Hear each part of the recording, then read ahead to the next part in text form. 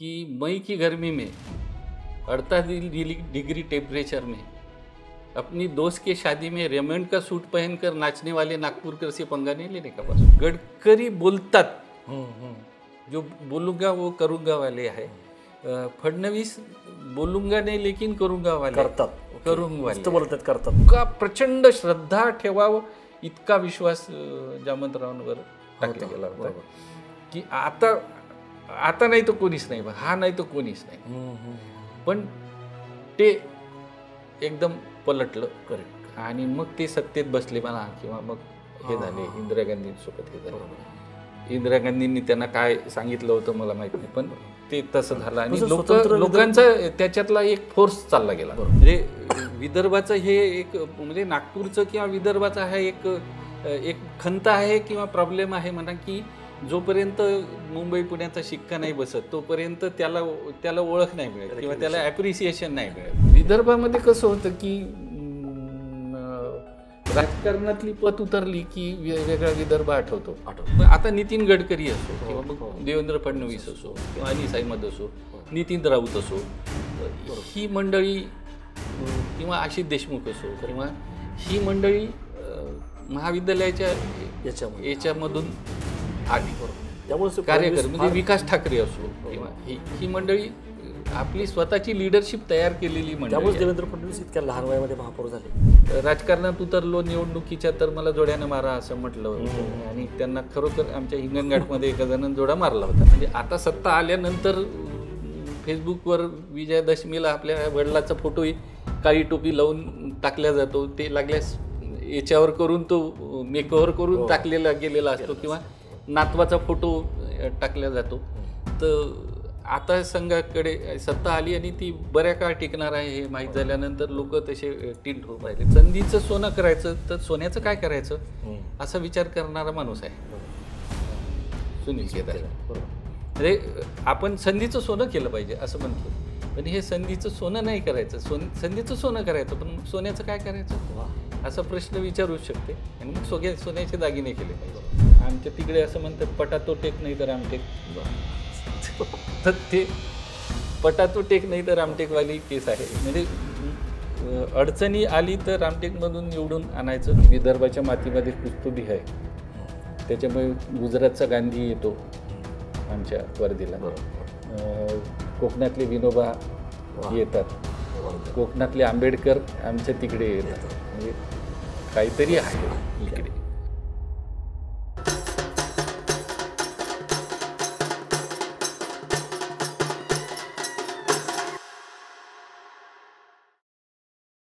नमस्कार. बोलबेडूच्या जिल्ह्यांचं राजकारण या सिरीजमध्ये पुन्हा एकदा आपलं स्वागत. या सिरीजमध्ये आपण महाराष्ट्राच्या जवळपास प्रत्येक जिल्ह्यांमधली स्थित्यंतर राजकीय सामाजिक यांचा वेध घेतो आहे, आढावा घेतो आहे. त्या ठिकाणी जे नेते आहेत ते कसे प्रस्थापित झाले, त्यांचं राजकारण कसं फुललं किंवा बालेकिल्ले कसे बनले, काही अस्तालाही गेले, काही नवीन नेते उदयास आले, ह्या सगळ्या घडामोडींचा आपण वेध घेतो आहे. त्याचबरोबर तिथली संस्कृती असेल, भाषा असेल, खाद्यसंस्कृती असेल, साहित्य असेल, याही गोष्टीवरती चर्चा करतो आहे. आज या सिरीजमध्ये उपराजधानी किंवा संत्रानगरी म्हणून ज्याची ओळख आहे नागपूर, याचा आपण वेध घेणार आहोत. आणि आपल्यासोबत चर्चा करण्यासाठी ज्येष्ठ पत्रकार श्याम पेटकर सर आहेत. गेली 30हून अधिक वर्ष ते पत्रकारितेमध्ये आहेत, वेगवेगळ्या वृत्तपत्रामध्ये त्यांनी लेखन केले. ते लेखकही आहेत. ऋतुस्पर्श किंवा बाहुलीचं लग्न हे पुस्तकही त्यांचे खूप प्रसिद्ध आहेत. सर, स्वागत तुमचं या बोलबेडूमध्ये आणि चर्चेमध्ये. नागपूर म्हटलं की लोकांना तिथला कडक उन्हाळा, संत्रानगरी, त्यानंतर तर्री पोहे, सावजीचं मटण आणि थोडंसं मुंबई पुण्यापेक्षा एक वेगळ्या जातकुळीतलं शहर, निवांत थोडंसं. पण अलीकडं आता विकासाचं एक मॉडेल किंवा इंजिन, ग्रीन सिटी किंवा मेट्रो, म्हणजे आता पुणेकर म्हणून प्रतीक्षा करत होतो पण नागपूरमध्ये जास्त आधी धावली आणि आता पुण्यात पण आली. तर अशी वेगवेगळी आहे.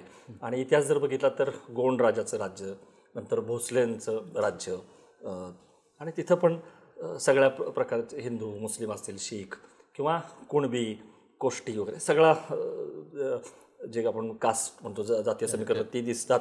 आणि नेत्यांची तर काय नाव, म्हणजे NKP साळवे असतील, वानखेडे असतील, वसंत साठे असतील, नंतरच्या काळामध्ये नासिकराव तिरपुडे असतील, श्रीकांत जिचकार, रणजित देशमुख, विलास मुत्तेमवार आणि मग गडकरी, फडणवीस, म्हणजे अनेक मोठे नेते.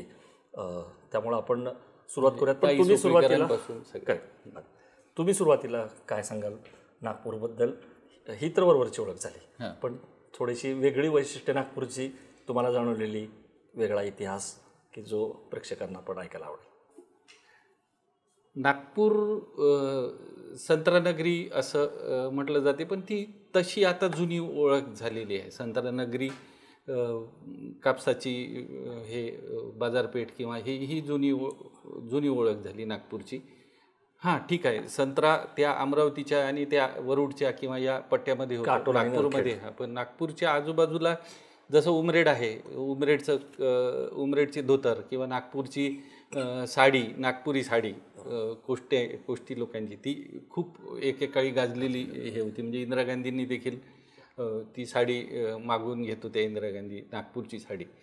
तर हे नागपूरची साडी होती. आता नागपूरची नवी ओळख ही टायगर कॅपिटल आहे, व्याघ्र राजधानी आहे. कारण की महाराष्ट्रातले 13 पैकी 8 अभयारण्य नागपूर म्हणजे विदर्भामध्ये आहेत. नागपूरजवळ करांडला आहे. म्हणजे करांडला लोकांना, म्हणजे इकडच्या लोकांना करांडला माहीत झालं म्हणजे ते सचिन तेंडुलकर आला तेव्हा माहीत झालं की अरे यार करांडला आहे इकडे. म्हणजे विदर्भाचं हे एक, म्हणजे नागपूरचं किंवा विदर्भाचा हा एक खंत आहे किंवा प्रॉब्लेम आहे म्हणा, की जोपर्यंत मुंबई पुण्याचा शिक्का नाही बसत तोपर्यंत त्याला ओळख नाही मिळत किंवा त्याला ॲप्रिसिएशन नाही मिळत. की श्यामपेठकर मोठा का, तर मग जेव्हा त्याला त्याच्या थीमला मकरनानासपुरे हात लावतो किंवा हे लावतो, मग गोष्ट छोटी डोंगरा एवढी बनतो, तर मग श्यामपेठकर अरे यार चांगला लेखक आहे असं होतं.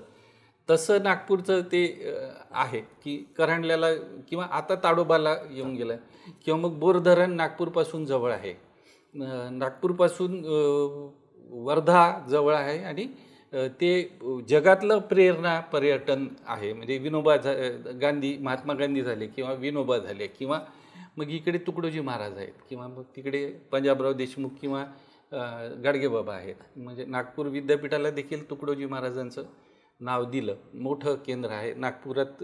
तुकडोजींचा पुतळा आहे आणि तुकडोजी चौक आहे. तर नागपूर हे एक संमिश्र असं एक शहर आहे. आणि मी नेहमी म्हणतो की नागपूर ही नागपुरी माणूस आणि नागपुरी भाषा ही एक स्पेसीज आहे. म्हणजे वेगळी प्रजातीच आहे ती.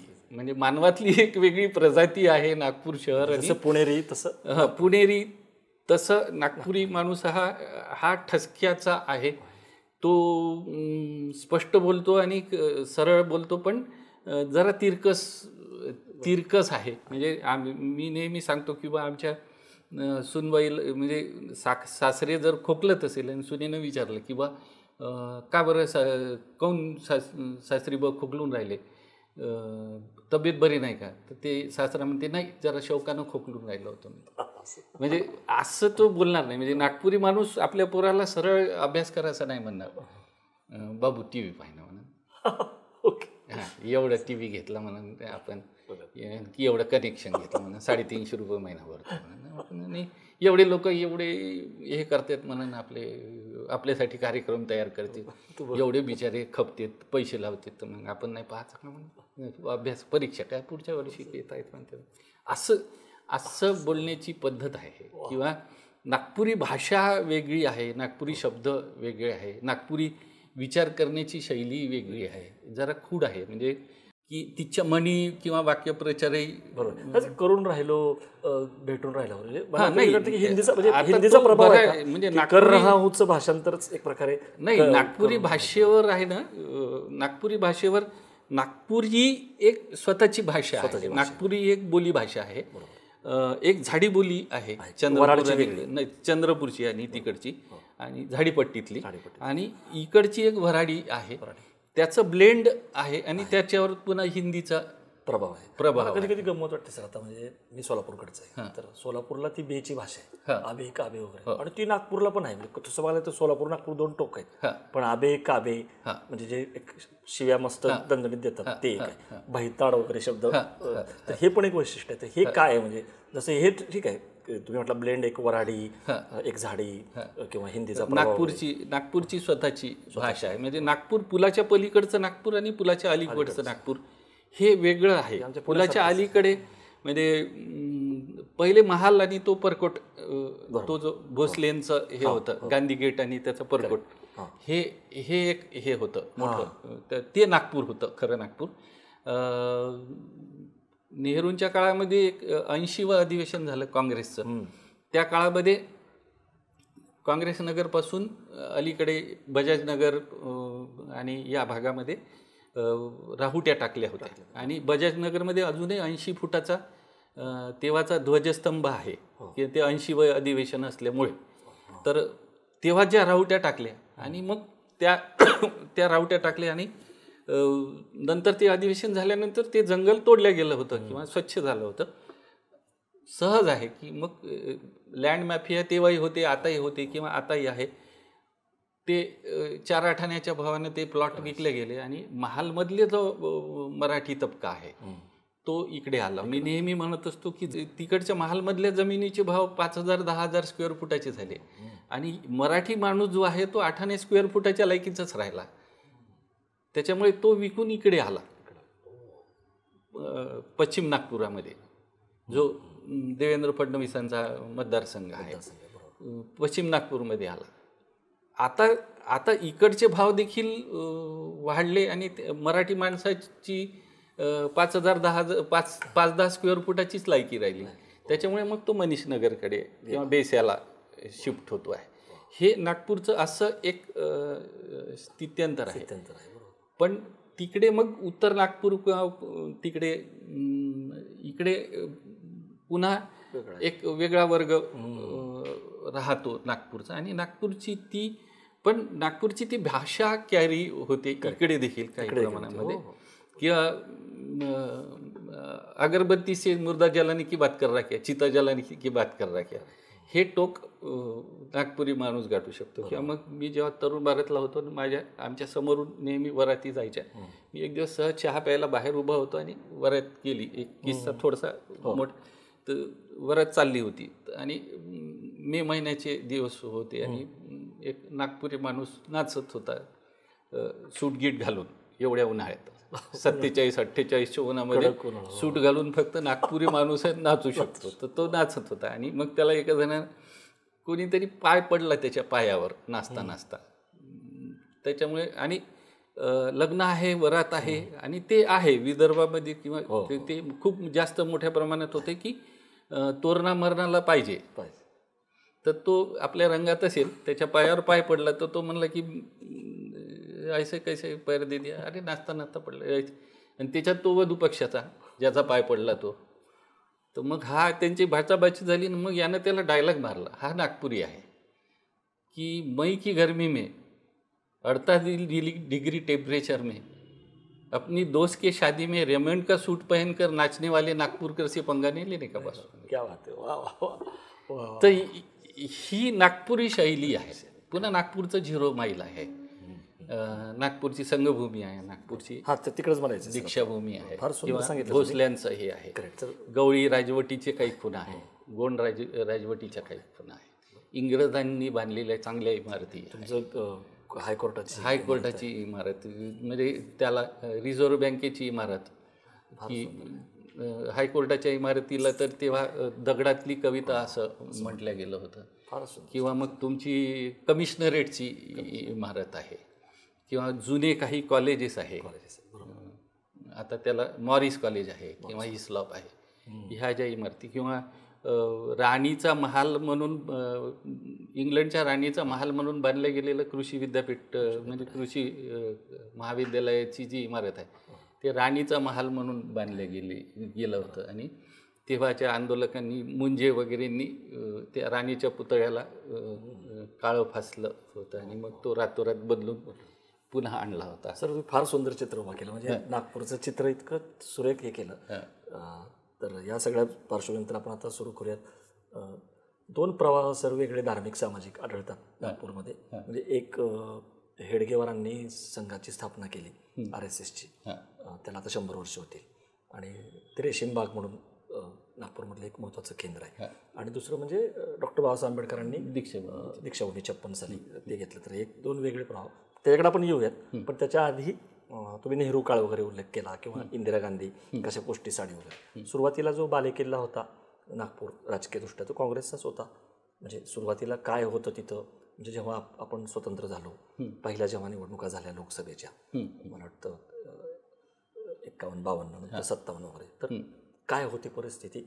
म्हणजे आता NKP साळवे असतील, शेषराव वानखेडे असतील, हे सगळे वसंत साठे वगैरे सारखे. थोडंसं आम्हाला सुरुवात सांगा की नागपूरमध्ये राजकीय नेतृत्व जे होतं तर ते कुणाचं होतं, कुणाचा होता किंवा ते पहा. नागपूर म्हणजे बॅरिस्टर शेषराव वानखेडे किंवा मग बाबासाहेब केदार किंवा त्याच्या आधीची जी मंडळी आहे, हरिकिसन अग्रवाल किंवा मग बाकीचे हे आहे, किंवा बापूजी अणेंचं देखील नागपूरपर्यंत आलेलं नेतृत्व आहे. ते मग बिहारचे राज्यपाल झाले किंवा असं. पण त्या काळावर सगळीकडे देशामध्येच ओव्हरऑल काँग्रेसचा प्रभाव होता आणि या सगळ्या मोठ्या नेत्या मंडळींचा एक पुण्यप्रभाव होता आणि त्याच्यामुळे तो नागपूरमध्ये होता. पण नागपूर हा तसा काँग्रेसचं, म्हणजे सगळीकडेच काँग्रेस निवडून यायचं, त्याच्यामुळे नागपूर हा तसा काँग्रेसचाच गड होता. नागपूरची महानगरपालिका किंवा हे ताब्यात होतं, किंवा मग ग्रामीण भागातलं राजकारण ताब्यात होतं, कारण की त्या लोक होते, तसे माणसं होती, त्याच्यामुळे ते ताब्यात होतं. पण तसं म्हटलं तर नागपूर हा तसा गड नाही, म्हणजे गड नाही राहिला तसा काँग्रेसचा म्हणून गड नाही. त्या व्यक्तींचा प्रभाव होता. रामदास स्वामी म्हणतात तसं तो व्यक्ती असतानाचा जो प्रभाव असतो तो प्रभाव मोठ्या प्रमाणामध्ये होता. म्हणजे 2 वेळा जामवंतराव धोटे अपक्ष निवडून आले, किंवा मध्येच काँग्रेसच्या उमेदवाराला मग बनवारीलाल पुरोहित भाजपकडूनही निवडून आले. राम मंदिराच्या यात्रेनंतर ते भाजपमध्ये गेले, तिकडूनही निवडून आले, किंवा आधी इकडून निवडून आले होते. म्हणजे मग बनवारीलाल पुरोहित तसे हिंदी आणि मग तसे ब्राह्मण, मग तसं पण ते निवडून आले होते. मग त्यांच्या मागे हितवाचं हे होतं का, तर तसं काही नव्हतं. पण तुम्ही जसं म्हणाले की त्या व्यक्तीचा प्रभाव असं म्हणता येईल, पण तुम्हाला कुठल्या कुठल्या व्यक्ती वाटतात आणि त्यांचं काय साधारणतः प्रभाव राहिलं, म्हणजे लोकांना कळावं. म्हणजे तुम्ही साळवे असतील, वानखेडे असतील, बाबासाहेब केदार असतील, तर तुम्ही एक जरी असं सांगितलं त्यांचं उदाहरण देऊन. म्हणजे हे बॅरिस्टर शेषराव वानखेडे आहे, तर आता तो प्रभाव होता, किंवा काही स्वातंत्र्य संग्राम सैनिक लोक होते, त्यांचा एक प्रभाव होता. आणि मग आता जसं मोदीजींचे हात बळकट करा असं जे आहे, किंवा तेव्हा मग ते इंदिराजींचे हात बळकट करा, देशासाठी हे करा, किंवा नेहरूंचे हात बळकट करा, असं एक वातावरण होतं. आणि त्या वातावरणामध्ये लोक मतदान करायचे आणि मग निवडून यायचे. पण नागपूरचं असं कधी झालेलं नाही आहे की तेव्हा जसं म्हणायचं की काँग्रेसच्या नावावर दगड उभा केला तरी तो निवडून येईल, लोक त्याला मतदान करतील. तसं यवतमाळमध्ये झालं, तसं अमरावतीमध्ये झालं, किंवा तसं बाकीच्या ठिकाणी झालं. तसं इथं नाही. म्हणजे नागपूरमध्ये तसं हे नाही. म्हणजे एका बाजूनी काँग्रेसचा प्रभाव होता, पण पदवीधर किंवा शिक्षक मतदारसंघामध्ये गंगाधरराव फडणवीस, म्हणजे देवेंद्र फडणवीसचे वडील, किंवा आमच्या संदीप जोशींचे वडील दिवाकरराव जोशी, यांना हे मतदारसंघ तेव्हाही राखले होते. सुमतीताई सुकळेकर सातत्यानं उभ्या राहायच्या, त्यांना माहीत राहायचं. म्हणजे गडकरी जसं म्हणतात त्यांच्या भाषणामध्ये की आज आम्ही जी सत्ता उपभोगतो आहे ती यांच्यामुळे उपभोगतो आहे, कारण की ही लोक, यांना माहीत होतं की आम्ही पडणार आहे. कार्यकर्ते नाही, पैसे नाही, जन्मत नाही, उपहास आहे, तरीही देखील संघवाले चड्डेवाले असं म्हणून जो उपहास उडवला जायचा तो उपहास आहे. तसं असताना म्हणजे आता सत्ता आल्यानंतर फेसबुकवर विजयादशमीला आपल्या वडिलाचा फोटोही काळी टोपी लावून टाकला जातो, ते लागल्यास याच्यावर करून तो मेकओव्हर करून टाकलेला गेलेला असतो किंवा नातवाचा फोटो टाकला जातो. तर आता संघाकडे सत्ता आली आणि ती बऱ्या काळ टिकणार आहे हे माहीत झाल्यानंतर लोक तसे टिल्ट होत राहिले. पण तेव्हा सुमतीताई सुकळीकर उभ्या राहायच्या आणि तो आणि त्यांनाही बऱ्यापैकी समर्थन मिळायचं. किंवा एका बाजूनं बॅरिस्टर खोब्रागडे होते यांची आपल्या या काटोलचे आपल्या बरोबर ते आपण करू सर. सुलेखा कुंभारे, कवाडे. पण त्याच्या आधी काँग्रेसच्या नेत्यांबद्दल अजून काय कुठल्या कुठे सांगायचं? वानखेडे सांगितलं आता, वानखेडे स्टेडियम त्यावेळेस वानखेडे स्टेडियम आहे. किंवा मग पुरोहित होते, मग बनवारीलाल पुरोहित होते, नरेंद्र तिडके होते, बाबासाहेब केदार होते, दत्ता मेघे होते, मग श्रीकांत जिचकर पर्यंतचा तो प्रवास होता. पण पहिले तिडके, बाबासाहेब केदार आणि दत्ता मेघे असा एक हे होता. आणि ही माणसं तेव्हा त्या भारावलेल्या वातावरणामध्ये काँग्रेसच्या चळवळीत आली आणि पहिली फळी समजा बाबासाहेब केदार, नरेंद्र तिडके, दत्ता मेघे, बनवारीलाल पुरोहित ही एक फेरी, बॅरिस्टर शेषरावांकडे किंवा यांच्यानंतरची फेरी म्हणून ही माणसं आली. पण ही तेव्हा देखील अशी एक भारावलेली त्या एका याला की नाही बा हे असं राजकारण हा कमवण्याचा आणि याचा विषय आहे हे असताना देखील आता जे म्हटलं जाते की 80% समाजकारण आणि 20% राजकारण, तेव्हा ते खरं होतं असं एक या डोक्यांच्या लोक भाबडेपणानं काहीतरी हे करायचे. त्याच्यामुळे बाबासाहेब केदारांना त्या ग्रामीण नागपूर बांधत नेलं होतं मोठ्या प्रमाणामध्ये. किंवा सहकार क्षेत्रामध्ये कापसाचे जीन किंवा याच्यामध्ये बँकांमध्ये किंवा मग रणजित देशमुखांचं घरानंच पूर्ण म्हणजे रणजित देशमुखांचे वडील स्वातंत्र्य संग्राम सैनिक होते, त्यांच्या 2 आत्या स्वातंत्र्य संग्राम सैनिक होते, त्यांचे काका स्वातंत्र्य संग्राम सैनिक होते. रणजित देशमुख त्या काळामध्ये झालेले नेते होते आणि वडील गेल्यामुळे ते आले आणि मग ते राजकारणामध्ये आले. आणि मग रणजित देशमुख आल्यानंतर केदार देशमुख असा एक शीतयुद्ध म्हणा किंवा एक कॉन्फ्लिक्ट निर्माण झाला. पण ह्या लोकांनी दत्ता मेघे देखील एक खूप ग्राउंड लेवलवरून आले. म्हणजे ते LICचे एजंट होते साधे. म्हणजे मी त्यांचं एक हे लिहून लेखनात मदत केली आत्मचरित्रासारखं. तर ते म्हणजे बायकोच्या पहिल्या बाळंतपणाला पैसे नाही अशी अवस्था आहे. पण ह्या लोकांना मग तिकडे वसंतराव नाईक होते, हे होते विदर्भात नेते, त्यांनी आणलं आणि हे राजकारणात आले. मग जिल्हा परिषद हे करत वर चढत गेले. म्हणजे हे खूप ग्राउंड लेवलवरून वरती चढत गेले. म्हणजे आता नेत्याचा मुलगा किंवा आणि तेव्हा एकही होतं की नंतरच्या काळामध्ये म्हणजे नेत्याचा मुलगा म्हणजे सुनील केदार हा बाबासाहेब केदारांचा मुलगा म्हणून किंवा मग आता श्रीकांत जिचकरांचं कोणी आहे किंवा गडकरी असं म्हणतात की मी माझी मुलं नाही राजकारणाचा वारसा हे नाही करणार. अनीस अहमद आले नंतरच्या काळामध्ये की ही माणसं तेव्हा जी होती एक फ्रेश लिडरशिप जी आली विदर्भाच्या ह्याच्यामध्ये किंवा एकूणच महाराष्ट्राच्या ह्याच्यामध्ये, तर ती महाविद्यालय इलेक्शनमधून आली. नंतरच्या काळामध्ये महाविद्यालयाच्या इलेक्शनमध्ये हिंसा होते किंवा हे होते म्हणून ते बंद पडलं.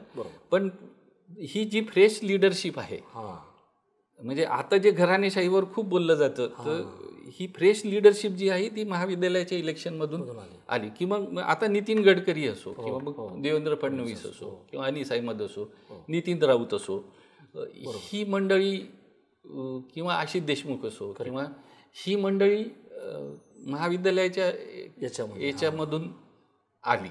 त्यामुळे कार्यकर म्हणजे विकास ठाकरे असो किंवा ही मंडळी आपली स्वतःची लिडरशिप तयार केलेली मंडळी. त्यामुळे देवेंद्र फडणवीस इतक्या लहान वयामध्ये महापौर झाले. महाविद्यालयांचे त्यांच्याकडे येऊ आपण नंतर. पण सर जिचकरांबद्दल काय सांगाल? कारण श्रीकांत जिचकार म्हटलं की सगळ्या महाराष्ट्राला सर्वाधिक डिग्र्या ज्यांच्याकडे आहेत अत्यंत विद्वत्तापूर्ण एवढंच माहिती असतं म्हणजे हे. पण ते कसे काय म्हणजे इतके उच्च विद्याभूषित आणि हे तर राजकारणामध्ये त्यांचा कसा म्हणजे ठसाव होता का त्यांच्यावर अन्याय झाला, त्यांना संधी मिळाली, काय झालं काय नेमकं? ते अकाली गेले हे बरोबर आहे, पण जिचकारांच्या बद्दल काय सांगा? श्रीकांत जिचकार हे एक विलक्षण व्यक्तिमत्व होतं आणि प्रज्ञावंत माणूस होता. म्हणजे प्रज्ञावंत असं म्हणताना जरा आपण कानाला हात लावला पाहिजे, पण तो खरोखरच प्रज्ञावंत माणूस होता, विलक्षण होता. त्याच्यामुळे त्यांनी जिचकारांनी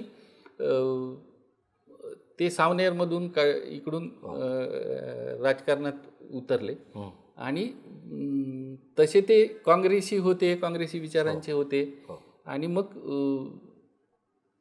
पुन्हा ते होतं की अशी माणसं हेरायची आणि ती आणायची. जसं रणजित देशमुखांच्या बाबतीत इंदिरा गांधींनी म्हणजे तेव्हा जे पूर आला होता खूप मोठा आणि रणजित देशमुख हे जिल्हा परिषदचे अध्यक्ष होते, तेव्हा इंदिरा गांधी आल्या होत्या आणि त्यांना त्या पुराचं जे डिझास्टर होतं पूर म्हणजे, तर त्या पुराचं मॅनेजमेंट या पुरानं तरुण पुराणी रणजित देशमुखांनी कसं हे यांना त्याला इंदिरा गांधींना देखील चिखल तुडवत नेलं किंवा पुरातून नावेतून घेऊन गेले. म्हणजे तेव्हा अर्थात त्या पंतप्रधान नव्हत्या याच्यानंतर आणीबाणीच्या पण असं जे होतं तसं म्हणजे रणजित देशमुखांना हेरलं गेलं आणि त्यांना मग पुढे युवाचं हे केलं. तसं यांना देखील हेरल्या गेलं की नाही हा एक प्रज्ञावंत युवक आहे आणि जिचकारांचं घराणंच तसं मोठं आहे, तर यांचा एक प्रभाव आहे. आणि मग त्यांना बाबासाहेब केदारांनी हे केलं किंवा असं आणले म्हणजे दत्ता मेघेंनी मग तेच पुन्हा महाविद्यालयाच्या याच्यामध्ये त्याचं वक्तृत्व ऐकून किंवा त्यांना मांडलेले प्रश्न ऐकून की नाही या माणसाला आणलं पाहिजे आणि इतका हुशार माणूस आहे, मग त्यांना ते आणलं गेलं. मग पहिल्या टर्ममध्ये आमदार झाल्यानंतर मंत्री केलं गेलं. एक म्हणजे संस्कृतपासून सगळ्या भाषांवर त्यांचा प्रभाव होता. म्हणजे त्यांच्या लग्नाची पत्रिका देखील त्यांना संस्कृतमध्ये करून घेतली होती आणि मागोवैद्यांचे ते शिष्य होते. म्हणजे एक दोन अतिशय वेगळ्या विचारधारा टोकाचे RSS आणि हे, पण मागोवैद्य संस्कृतचे प्राध्यापक होते आणि हे त्यांचे शिष्य होते. पण म्हणजे मागोवैद्यांकडून त्यांना ती पत्रिका तपासून घेतली आणि ती संस्कृतमध्ये मुद्दाम छापली. आज संघ परिवारामध्ये किंवा याच्यामध्ये उजव्या विचारांमध्ये संस्कृत भाषेचं महत्त्व सांगितलं जाते, पण ते काँग्रेसमध्ये असून त्यांना संस्कृतमध्ये पत्रिका छापली. ते त्यांच्या घरी संस्कृतमध्ये बोलायचे. मुलांची नावं देखील याज्ञवल्क्य किंवा अशी त्या माणसांनी ठेवली. खरोखर प्रज्ञावंत म्हणजे खरं प्रज्ञावंतच म्हणा म्हणजे तर विलक्षण माणूस होता आणि तसे स्ट्रेट वे होते. पण फक्त ते जिल्ह्याचं राजकारण मग केदारांशी फाटत जाणे, मग तिकडे गुप्तांशी हे होत जाणे किंवा मग असं रणजित देशमुखांशी कुठेतरी कॉन्फ्लिक्ट येणे. सर तुम्ही आता छान सांगितलं म्हणजे कसं हेरायचे रणजित देशमुखांचं नेतृत्व कसं पुढे आणलं इंदिरा गांधींनी किंवा जिचकारांना कसं हेरलं वगैरे ह्याच्यामध्ये. तर सुनील केदार आता चर्चेतलं आणखी पुढं जाण्याच्या आधी बाबासाहेब केदार सुनील केदार जसं तुम्ही तर त्यांचं काय सांगता येईल? एक डॅशिंग आता मध्ये तर खरं तर खूपच भिस्त त्यांच्यावर ठेवली गेली. आता ते एका केसमुळे थोडंसं हे झालंय, तर तो वारसा काय नेमका बाबासाहेब केदारांचा, सुनील केदारांचा? बाबासाहेब केदार हे सहकार महर्षी होते आणि खरोखर सहकार क्षेत्रामध्ये खूप मोठं काम त्यांचं आहे. तसं रणजित देशमुखांचं आणि त्यांच्या वडिलांचंही आहे. वडिलांपासून ती वारसा आहे सहकार क्षेत्रामध्ये, खूप मोठं काम आहे. तर ते हे वारशातून पुढे आलेलं नेतृत्व आहे. पण मग ते शेवटी तुम्हाला कुठल्याही क्षेत्रामध्ये तुम्ही लिगसीनं आले किंवा वारशानं आले म्हणजे तुम्हाला स्वतःला सिद्ध करावंच लागतं. म्हणजे बाबा आमटेंची मुलं म्हणून विकास आमटे, प्रकाश आमटे समाजसेवेमध्ये सक्सेस होऊ नाही शकत. बरोबर. किंवा मग अमिताभ बच्चनचा मुलगा म्हणून अमिताभ, मग सुरुवातीला तिथं- मिळतं, सुरुवातीला थोडंसं मिळतं. नाही, तुम्हाला संधी एखाद्यास मिळू शकते, पण संधीचं सोनं करायचं का माती किंवा करायची, मग दागिने करायचे ते तुम्ही ठरवायचं असते. तर ही माणसं संधीचं सोनं करायचं तर सोन्याचं काय करायचं असा विचार करणारा माणूस आहे बरोबर. सुनील केदार. बरोबर. म्हणजे आपण संधीचं सोनं केलं पाहिजे असं म्हणतो, पण हे संधीचं सोनं नाही करायचं, संधीचं सोनं करायचं, पण मग सोन्याचं काय करायचं वा. असा प्रश्न विचारू शकते. आणि मग सोन्याचे दागिने केले पाहिजे. तर आणि आक्रमक आहे. आमच्या वैदर्भीय भाषेमध्ये मुजोर आहे बा, ऐकून नाही घेत, आबेले काबे धक्क्याला बुक्की राहते बा. आक्रमक आहे, काम करून घेण्याची एक शैली आहे आणि ती वारसा हक्कन आल्यासारखी आहे. म्हणजे या लोकांकडे ते प्रशासनाकडून कामं करून घेणे ही हातोटी फार अशी ती चालत. नारायण राणे, अजित पवारांबद्दल म्हटलं जातं तसं सुनील केदार वगैरे हे कामं करून घेणे, कामं करून घेणे ही एक शैली आहे ती काँग्रेसीमध्ये. भाजपमध्ये ती आत्ता हळूहळू गडकरी नंतर गडकरींच्या याच्यापासून, नाही तर मग पहिल्या याच्यामध्ये मुख्यमंत्री असताना हे म्हणाले होते की अधिकारी माझा ऐकत नाही. तर पण अधिकाऱ्यांकडून काम करून घेणे. आता पण त्याच सिद्धांताकडे सर आपल्याला मी जसं म्हटलं की ते दोन प्रवाह दिसतात आपल्याला. एकीकडं हेडगेवारांचं RSS आणि आंबेडकरांचं बौद्ध दीक्षा. तर आपण सुरुवात आधी ह्यांच्याकडून करू, कारण नागपूरमध्ये जसं मराठा नाही चालत तिकडं कुणबी हेच आहे समीकरण, बरोबर. तसं तिथं दलित जे वोट आहे ते पण तसं निर्णायक ठरतं बऱ्यापैकी. तर त्याच्याबद्दल पण सांगा, म्हणजे थोडंसं कास्टबद्दल पण बोलूयात आपण, म्हणजे कुणबी याच्याबद्दल पण किती प्रभाव आहे आत्ता. कारण असं म्हणतात की आत्ताच्या निवडणुकीसंदर्भात द्यायचा तर गडकरी आधी प्रचार करणार नव्हते, पण आता त्यांना प्रचार करावा लागतोय आणि त्यांना कसं घेरता येईल याची पण एक रणनीती आहे, त्याच्यामध्ये कास्ट फॅक्टर पण आहे. तर थोडंसं आपण हे बोलूयात. आणि हा जो दलित प्रवाह आहे, सुलेखा कुंभारे, खोब्रागडे, जोगेंद्र कवाडे ह्यांच्याबद्दल सांगा, यांच्या शैलीबद्दल, यांच्या नेतृत्वाबद्दल, कास्ट आणि हे दोन कसे दोन दलित प्रवाह, म्हणजे दोन प्रवाह आहे. आणि जे RSSचं आहे ते सुमतीताई जनता पक्ष जे होता, दिवा घेऊन लढायचे माणसं, तर तेव्हा सुमतीताई सुक्रीकर किंवा ही मंडळी होती, तर ती लढायची. म्हणजे गंगाधरराव फडणवीस किंवा दिवाकरराव जोशी, सुमतीताई सुक्रीकर वगैरे ही मंडळी तेव्हा लढायची किंवा काम करायची, सहस्त्रभोजनी असेल किंवा बाकीचे लोक. पण अर्थात ते राजकारण हा विषय फारसा सांस्कृतिक होतं, राष्ट्रवाद किंवा संस्कृती किंवा असं हे होतं, किंवा संस्थात्मक याच्यात मध्ये पसरत जाणे असा एक विषय होता. म्हणजे तरुण भारत सारखं दैनिक किंवा शिक्षक सहकारी बँकेसारखी बँक किंवा मग धरमपेठ एज्युकेशन संस्था आहे किंवा शिक्षण, अर्थकारण आणि बाकीच्या याच्यामध्ये व्यवस्थित हे पसरत गेले. किंवा मग सुमतीताईंनी बालजगत सारखी संस्था काढली, किंवा असं एक लोकांना जोडून राहण्यासारखं किंवा लोकांसोबत संवादी राहण्याचं एक माध्यम त्यांना उभं केलं. पण तिकडे राजकारण काँग्रेसचं आणि मग RPIचं. पण सर त्याच्या आधी मला की मग हे तुम्ही जे सांगितलं की संघ जे होता तो सुरुवातीला राजकीय नव्हता, सांस्कृतिक आणि राष्ट्रवाद. हे स्थित्यंतर कधी झालं की रेशीम बागेला पण महत्त्व आलं. म्हणजे जवळपास प्रत्येक नेता भाजपचा, अगदी मोदींपासून, ते येतात आणि मग मोहन भागवतांना भेटतात, बऱ्याच वेळा तिथंच ठरतं. आता यांचं सरकार आल्यापासून जे दसऱ्याचं संबोधन वगैरे असतं ते लाईव्ह होतं वगैरे, आपण बघतो कसं हे घडलं ते.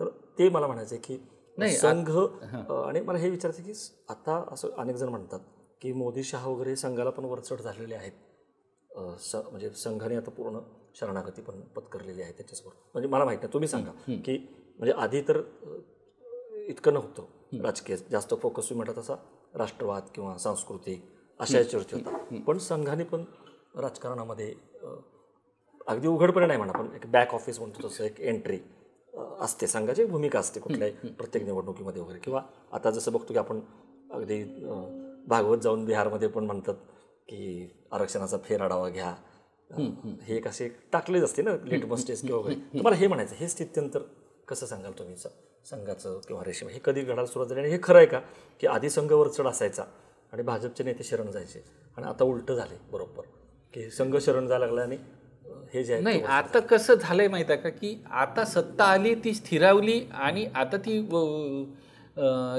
शाश्वत वाटायला लागली, म्हणजे दीर्घकाळ टिकेल असं वाटायला लागलं. त्याच्यामुळे संघ तसा फोकसमध्ये आला किंवा चर्चेमध्ये आला किंवा त्याच्याकडे कॉन्सन्ट्रेशन झालं लोकांचं, जास्तीत जास्त संघावर बोलायला लागली माणसं. पण आधी जनसंघ आणि त्याच्यानंतर भाजप, तर त्या काळामध्ये देखील म्हणजे आता अटलजी आहे किंवा अडवाणीजी आहे किंवा प्रमोद महाजन आहे किंवा मग गोपीनाथ मुंडे आहेत किंवा मग बाकीचे मुरली मनोहर जोशी आहे किंवा ही जी नेते मंडळी होती, ते अटलजी केंद्रामध्ये PM होतपर्यंत किंवा त्याच्या आधी म्हणजे यांच्याजवळ पहिली जी सत्ता आली, पहिल्यांदा सत्ता दिसली या लोकांना, तर त्याच्या आधी देखील ही माणसं यायची, संघाच्या शिबिराला यायची, विजयादशमीला यायची किंवा मग त्यांचा जो हे होतो तर त्याच्यासाठी यायची, प्रतिनिधी सभा होते त्याला यायची, त्यांचं हे जे चालायचं ते चालायचं. किंवा मग नागपुरात आल्यानंतर अडवाणीजी तर बरेचदा संघ कार्यालयात थांबायचे. असं लोक सांगतात जुने की आपलं धोतर धुवून पिळून ते वाळत घालायचे अडवाणीजी तिथं, त्यांच्याकडे 2 धोतराच्या जोड्या होत्या वगैरे वगैरे. तर किंवा अटलजी यायचे किंवा मग कधी कधी जरा आपल्याला एक शांतता पाहिजे किंवा स्वतःलाच पुन्हा शोधायचं असते किंवा कॉम्पॅक्ट करायचं असते विस्कळीत झालेलं, तर अशा वेळी ही माणसं येऊन राहायची. पण तेव्हा चर्चा होत नव्हती, कारण की ही सत्ता नव्हती किंवा कॉन्सन्ट्रेशन, एक वलय नव्हतं. तर राम मंदिराच्या आंदोलनानंतर ते वलय यायला लागलं. मग भाजपचे 102, 120 असे माणसं आली किंवा निवडून आले, मग वातावरण तयार झालं आणि मग त्या संघटनेकडे देखील संघाने लक्ष द्यायला सुरुवात केली की आपली माणसं आहेत तिकडे. म्हणजे श्यामाप्रसाद मुखर्जींपासून सगळे नागपूरला आले की यायचं, नागपूर हे त्यांचं हे आहे.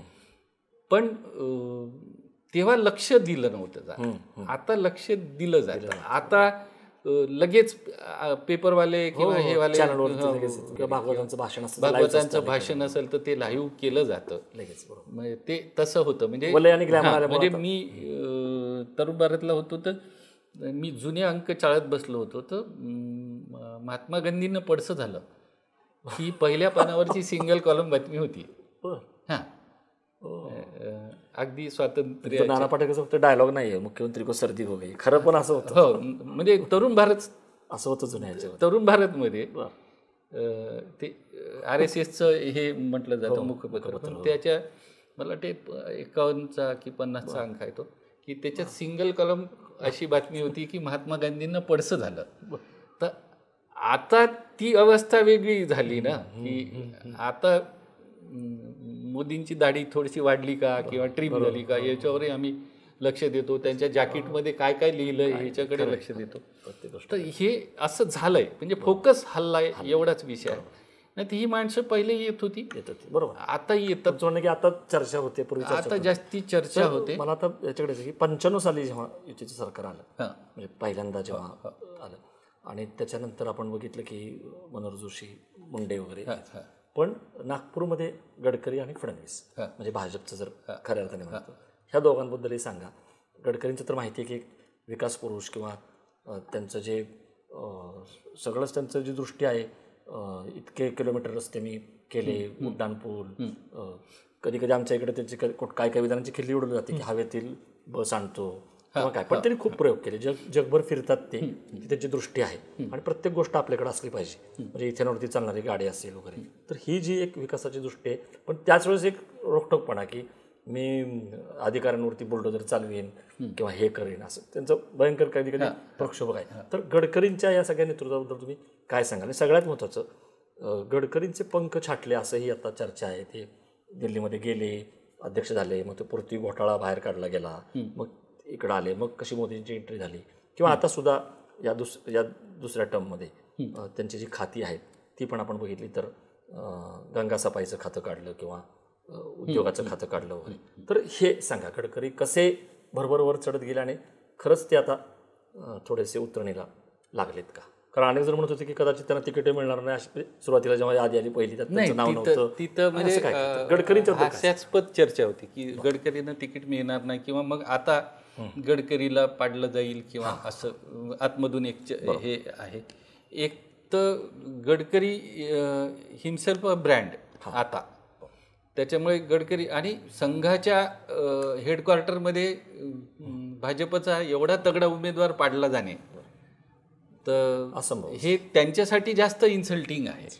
त्याच्यामुळे ही चर्चा हास्यास्पद आहे की गडकरींना पाडलं जाईल किंवा हे किंवा त्यांचं तिकीट कापलं जाईल किंवा काय, असं नाही. म्हणजे एका जागेसाठी झगडलं जातंय जिकडे, किंवा अगदी मनसेसारख्या प्रश्न पक्षाच्या देखील नागदुऱ्या काढल्या जाते, किंवा एकनाथ खडसे बाहेर गेलेले पुन्हा ओढण्याचा प्रयत्न करते. ते किती एका जागेसाठी इंच लढवलं चाललं, बरोबर, असं एक आहे. तर हा गडकरी ब्रँड कसा बनला? ब्रँड फार गडकरी हा स्वतःच एक ब्रँड आहे, तर कसा बनला गडकरी ब्रँड? तो गडकरी म्हणा किंवा फडणवीस म्हणा, ही पण गडकरी हा अस्सल नागपुरी माणूस आहे. म्हणजे खाण्याचा शौकीन आहे, म्हणजे खाण्याचं म्हणजे चांगल्या अर्थानं खाण्याचं नाही, राजकारणात जसं खाणं म्हणतो तसं नाही, खवय्ई आहे. म्हणजे अगदी मी नाही तसं हे, पण त्यांच्या हेलिकॉप्टरमध्ये जाताना किंवा 16 सीटर विमानामध्ये जाताना स्वतःच्या हातानं कच्चा चिवडा कालवून वगैरे असं हे खाण्याचं, किंवा मला मी देखील की श्याम मुलाखत पाहिजे ना, मग सकाळी ये ना आपण नाश्त्याला जेवता खाता पाहून, आणि मग नाश्त्याला खाता नाही हा तिळाचा लाडू घे ना, नाही हा धान्याचा मस्त लागून राहिला ना, अरे हे नाही दिलं का श्यामला वगैरे, असं नाश्त्यामध्ये ते खातील कमी, पण त्यांच्यासाठी असते खूप असं तामझाम खूप असते. आणि त्यांना आवड आहे, खिलवण्याची पण आवड आहे, खिलवण्याची आवड आहे, खाण्याची आवड आहे, आणि कम्प्लीट नागपुरी माणूस आहे, आत बाहेर सगळं 100% नागपूर. होणार असेल तर होते, काम तुझं होते, नाही तर माझ्याकडे काय लायला बे चिल्लर फालतू गोष्टीसाठी वगैरे, असं स्पष्ट. आणि ते समोरच्याला राग नाही येत किंवा बारीक लक्ष असते या सगळ्या गोष्टींकडे. जसं एकदा मी ते महालात असताना आम्ही ते मला म्हणाले की दिवाळी अंकासाठी मुलाखत पाहिजे होती, तर आपण गाडी नाश्त्याला बोललो, पण नाश्त्याचंच जास्त झालं चर्चा. तर म्हणलं तिची चर्चाच नाही झाली, झाली नाही काय खाताना बोलत असते म्हणे, आपण गाडीत बोलत जाऊ विमानतळापर्यंत राहिलेलं. मग मी विमानतळापर्यंत गेलो, तर त्या मेडिकल क्रॉस केलं ते सब, तर त्यांचं लक्ष तिथं गाडी थांबली, तर त्यांचं बडावीकडे इथं तो पोहेवाला होता ना रे, तर पोहे, हां तरी पोहे, तर तो राजू पोहेवाला. तर मग ते त्यांच्या सेक्रेटरीने सांगितलं की नाही बा ते असं अतिक्रमणामध्ये काढलं किंवा, मग त्याचं काय झालं असेल पाहशील बरं सुधीर, जरा देऊळगावकर होते, तर सुधीर पाहशील बरं त्याचं काय झालं ते. पण त्याला ते पाहिलं गेलं, मग त्याला शोधलं गेलं, तो घरी बसला होता, त्याला तिचं मागे जे दुकान होतं त्या दुकानदाराला हे सांगून, आणि ते आता गडकरीकडून गेल्यानंतर सांगून त्याला समोर जागा दिली गेली आणि त्याचा चहा पोहे सुरू झाले. हा तुम्ही फार वेगळा त्याचा पैलू सांगितला एक असा. पण ते कडक आहेत, घाबरतात त्यांना अधिकारी, त्यांची जी भाषा आहे, त्यांची जी स्टाईल आहे की ते सरळ म्हणजे सांगून टाकतात की हे झालं पाहिजे, नाहीतर मी तुम्हाला तुडवीन. ही काम करण्याची पद्धत आहे ब्युरोक्रसीमधून किंवा अधिकाऱ्यांकडून, तर ती गडकरींची आहे. गडकरींनी ती ॲडॉप्ट केली म्हणा, किंवा मग गडकरींचं ते रक्तात होतं म्हणा, किंवा विद्यार्थी परिषदेचे कार्यकर्ते होते कॉलेजच्या या जमान्यामध्ये, मग जवळपास पूर्ण वेळ कार्यकर्त्यासारखे विद्यार्थी परिषदेचं काम केलंय. तर त्या युवा चळवळीमध्ये म्हणा, किंवा तो एक आक्रमकपणा आला त्या या सगळ्या लोकांशी कॅम्पसमध्ये भिडत असताना, तो आला आणि नागपुरी ठसका आहे. पण दुसरी एक गोष्ट सर गडकरी सांगता येईल, म्हणजे हे तर आहेच शैली, पण फार दुर्मिळ लोकांबद्दल असं होतं की अक्रॉस पार्टी पण रिस्पेक्ट असतो. गडकरींबद्दल सगळेच नेते आदराने बोलतात, म्हणजे उद्धव ठाकरे असो, शरद पवार असो, तर हे तसं कमी लोकांबद्दल असतं. त्यामुळे गडकरींची ही एक जी इमेज आहे की अक्रॉस द पार्टी, म्हणजे कधी कधी गमतीनं म्हणजे उद्धव ठाकरे म्हणाले होते तुम्ही या आमच्या बाजूला, आम्ही तुम्हाला पंतप्रधान करतो. आता आपल्या विनोदाचा भाग जरी सोडून दिला तरी हे जे आहे की सगळ्यांना घेऊन जायचं राजकारण, किंवा गडकरी तसे भाजपच्या आत्ताच्या सगळ्या ह्याच्यामध्ये खटकतात, ते फार असं धार्मिक किंवा हिंदुत्ववादी वगैरे असं नाही फार बोलत ते, किंवा जात किंवा धर्म, त्यांचं जास्त ते एक फोकस विकास किंवा दृष्टी, तर हे त्यांचं काम आहे आणि त्यांची एक शैली आहे. म्हणजे अशी शैलीमध्ये आपल्या धुनकीमध्ये आपल्या मूडमध्ये राहणारी माणसं की मग हेच कला क्षेत्रात असतात. तसं मी ग्रेसांना बघितलंय की मी ग्रेस, माणिक गोडघाटे नाही, मी ग्रेस असो, आणि ते ग्रेस त्या याच्यामध्ये राहायचे वलयामध्ये.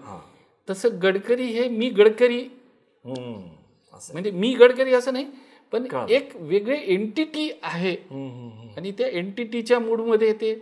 पण मला विचारायचं कसं येतं की हेच मारक ठरते का? म्हणजे खरं तर क्षमता असलेला नेता आहे, म्हणजे ज्या काही कमी नेत्यांची नावं दिल्लीच्या राजकारणामध्ये गाजवू शकतील, पंतप्रधान होऊ शकतील, असं म्हणजे याच्या आधी यशवंतराव, शरद पवार, प्रमोद महाजन वगैरे, तर गडकरी पंतप्रधान व्हावेत असं खूप जणांना वाटतं. अगदी भाजपमधले सुद्धा अनेक लोक आहेत, त्यांना वाटतं कुठंतरी, आणि मी जसं म्हटलं की मराठी माणसं, पण मग त्यांच्या याच्या आड हेच येतं का? म्हणजे त्याचं हे नसणं, कट्टर नसणं, किंवा जास्त जात धर्म, म्हणजे राजकारणी जो एक लागतो पठडीतला, ते थोडेसे पठडीच्या बाहेरचे आहेत असं मला म्हणायचं. नाही, आता तुम्ही जे बोलले ना की राजकारणी एका पठडीतला लागतो, सध्याचं जे भाजपचं राजकारण आहे ते खूप असं पठडीतलं, तुम्ही म्हणता तसं आपला आहे का, तो आहे का, म्हणजे असं जे कट्टर कन्झर्वेटिव्ह आलं ना, ते कडवे पण आलं ना, ते कडवे पण कदाचित सत्तेमुळे आलं, आणि सत्ता अजून टिकू शकते, वाढू शकते हे वाटल्यामुळे आलेला एक कडवे पण आहे. जे लोक बाहेरही, म्हणजे आता माझे अनेक मित्र आहे नागपुरातले की जे संघ परिवारातले किंवा हे आहे, तर तरुण भारतमध्ये काम केल्यामुळे, पण जी माणसं घरीही काही बोलत नव्हती ती आता सोशल मीडियावर किंवा इकडे तिकडे बोलायला लागली, कारण की कट्टर बोलायला लागली, जे थोडंसं आकवड होते. तर त्याला कारण सत्ता आहे, पण हा माणूस पहिलेपासून तसा आहे, आणि जसा आहे तसा आहे, मी असा आहे, मी असा आहे. सर तुम्ही गडकरींबद्दल खूप छान सांगितलं की एक होप असतो मराठी माणसाला शक्यतो कोण दिल्लीमध्ये करू शकेल, ते बरोबर तुम्ही सांगितलं काय गडकरींची वैशिष्ट्य आहेत. आणि हे फडणवीस, देवेंद्र फडणवीस आत्ता चर्चेतलं नाव तर आहेच, मुख्यमंत्री झाले, त्या रूपाने विदर्भाला मुख्यमंत्री. आपण खरं तिरपुडेंचं राहिलंय मुख्यमंत्री, ते पण खरं घेऊयात. पण देवेंद्र फडणवीस यांची पण एक शैली आहे. असं म्हटलं गेलं की आधी गडकरी आणि मुंडे असे दोन गट होते भाजपामध्ये, आणि फडणवीस हे मुंडे गटाचे, आणि मुंडेंच्या निधनानंतर तर एक फडणवीस हाच एक गट झाला. आणि फडणवीसांनी जे काय मुख्यमंत्रीपद सांभाळलं, स्वतः देशात नरेंद्र आणि राज्यात देवेंद्र असं म्हणून एक प्रकारे नरेंद्र मोदींनीच त्यांना मुख्यमंत्रीपदी हे केलं, आणि त्यांनी ज्या पद्धतीनं 19 पर्यंत कारभार केला. पण 19 ते 24 हा जर बघितला तर त्याच्यामध्ये मात्र फडणवीसांवरती खूप टीका व्हायला लागली. म्हणजे त्यांचं शेवटी राजकारण आहे, पण ज्या पद्धतीनं पक्ष फुटले वगैरे, ही गोष्ट खरी आहे की आता ते उद्धव ठाकरेंनी साथ सोडली आणि मग खंजीर खुपसला आणि त्याचा बदला वगैरे. पण आता राष्ट्रवादी पण किंवा हे पण, किंवा आता जे फोडाफोडीचं राजकारण आहे, त्यामुळे बऱ्याच वेळा जे हिरो असलेले फडणवीस आधी शिल्पकार, तर आता एक प्रकारे विलन महाराष्ट्राच्या राजकारणातला असं पण काही जण म्हणतात की टार्गेटवरती असलेले नेते. तर फडणवीसांच्या या सगळ्याच ह्याच्याबद्दल काय म्हणाल? कारण एकतर तुम्ही जसं म्हणाला तसं महाविद्यालयीन ह्याच्यामधून आलेली ही पिढी, अत्यंत लहान वयात मला वाटतं झालेले महापौर, गंगाधर फडणवीसांचा असलेला वारसा. आणि अनेक जण म्हणत असले की गडकरी आणि फडणवीस यांच्यामध्ये पण एक शीतयुद्ध आहे, कोल्ड वॉर, ते पण तुम्ही सांगा. पण गडकरी सांगतात की असं काही नाही, उलट मीच आणला देवेंद्रला, मीच त्याला बाप्तिस्ता दिला राजकारणाचा, असंही. तर त्यामुळं फडणवीसांच्याबद्दल पण सांगा आणि गडकरी फडणवीस यांच्यात नेमकं काय केमिस्ट्री किंवा काय रिलेशन आहे ते पण सांगा. देवेंद्र फडणवीस हा म्हणजे पार्श्वभूमी गडकरींचीच आहे. अस्सल नागपुरी माणूस आहे. म्हणजे मी जे स्पेसिस म्हटलं होतं तसं आहे. अतिशय हुशार कुशाग्र वकील आहे. म्हणजे LLM गोल्ड मेडलिस्ट असलेला माणूस आहे. अतिशय शिस्तबद्ध काम करणारी, अति नीटनेटकं असं काम करणारं वेळपान. म्हणजे गडकरी आणि फडणवीस हे दोन वेगळे रिझल्ट्स आहे एका याच्यातून आलेले. माणसं वेगळी असतात, हे त्यांच्या गणित त्यांचं हे बदलतं नाही का, परसेप्शन बदलतं. पण ट्रिगर पॉईंट एक असतो. तसा ट्रिगर पॉईंट एकच आहे दोघांचा आहे की संघ आणि हे असं ट्रिगर पॉईंट एक आहे. गडकरींचे वडील किंवा त्यांची आई देखील संघ समितीशी हे होती किंवा यांचे वडील. फडणवीस हा मला जेवढे कळले फडणवीस किंवा ते नगरसेवक असतानापासून तर आमदार झाल्यानंतर आमदार असताना देखील असं तुमच्या पुण्यामध्येच मी त्यांची राजन खानाने जे हे केलं होतं 2009 मध्ये, तेव्हा मुलाखत घेतलेली, जाहीर मुलाखत घेतली, प्रगट मुलाखत. तर फडणवीस हा तसा म्हणजे या दोघांमध्ये एक सेम क्वालिटी आहे की ही ज्याला आपलं मानलं, आपली माणसं आहे असं त्यांना दिसलं की ते कुठंही असले आणि यांच्या संपर्कात नसले तरीही यांचं त्यांच्याकडे लक्ष असतं आणि ते त्याच्यापर्यंत योग्य वेळी पोचतात. म्हणजे चांगलं असलं तर एखाद्याच नाही पोचणार, पण उद्या श्याम पेटकरचं वाईट होतंय असं काहीतरी अडचणीत आहे असं दिसलं तर ही माणसं त्यांच्यापर्यंत पोचतात.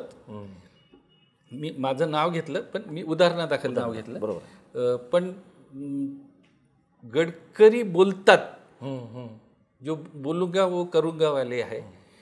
फडणवीस बोलूंगा नाही लेकिन करूंगा वाले बोलतात करतात पण नाही.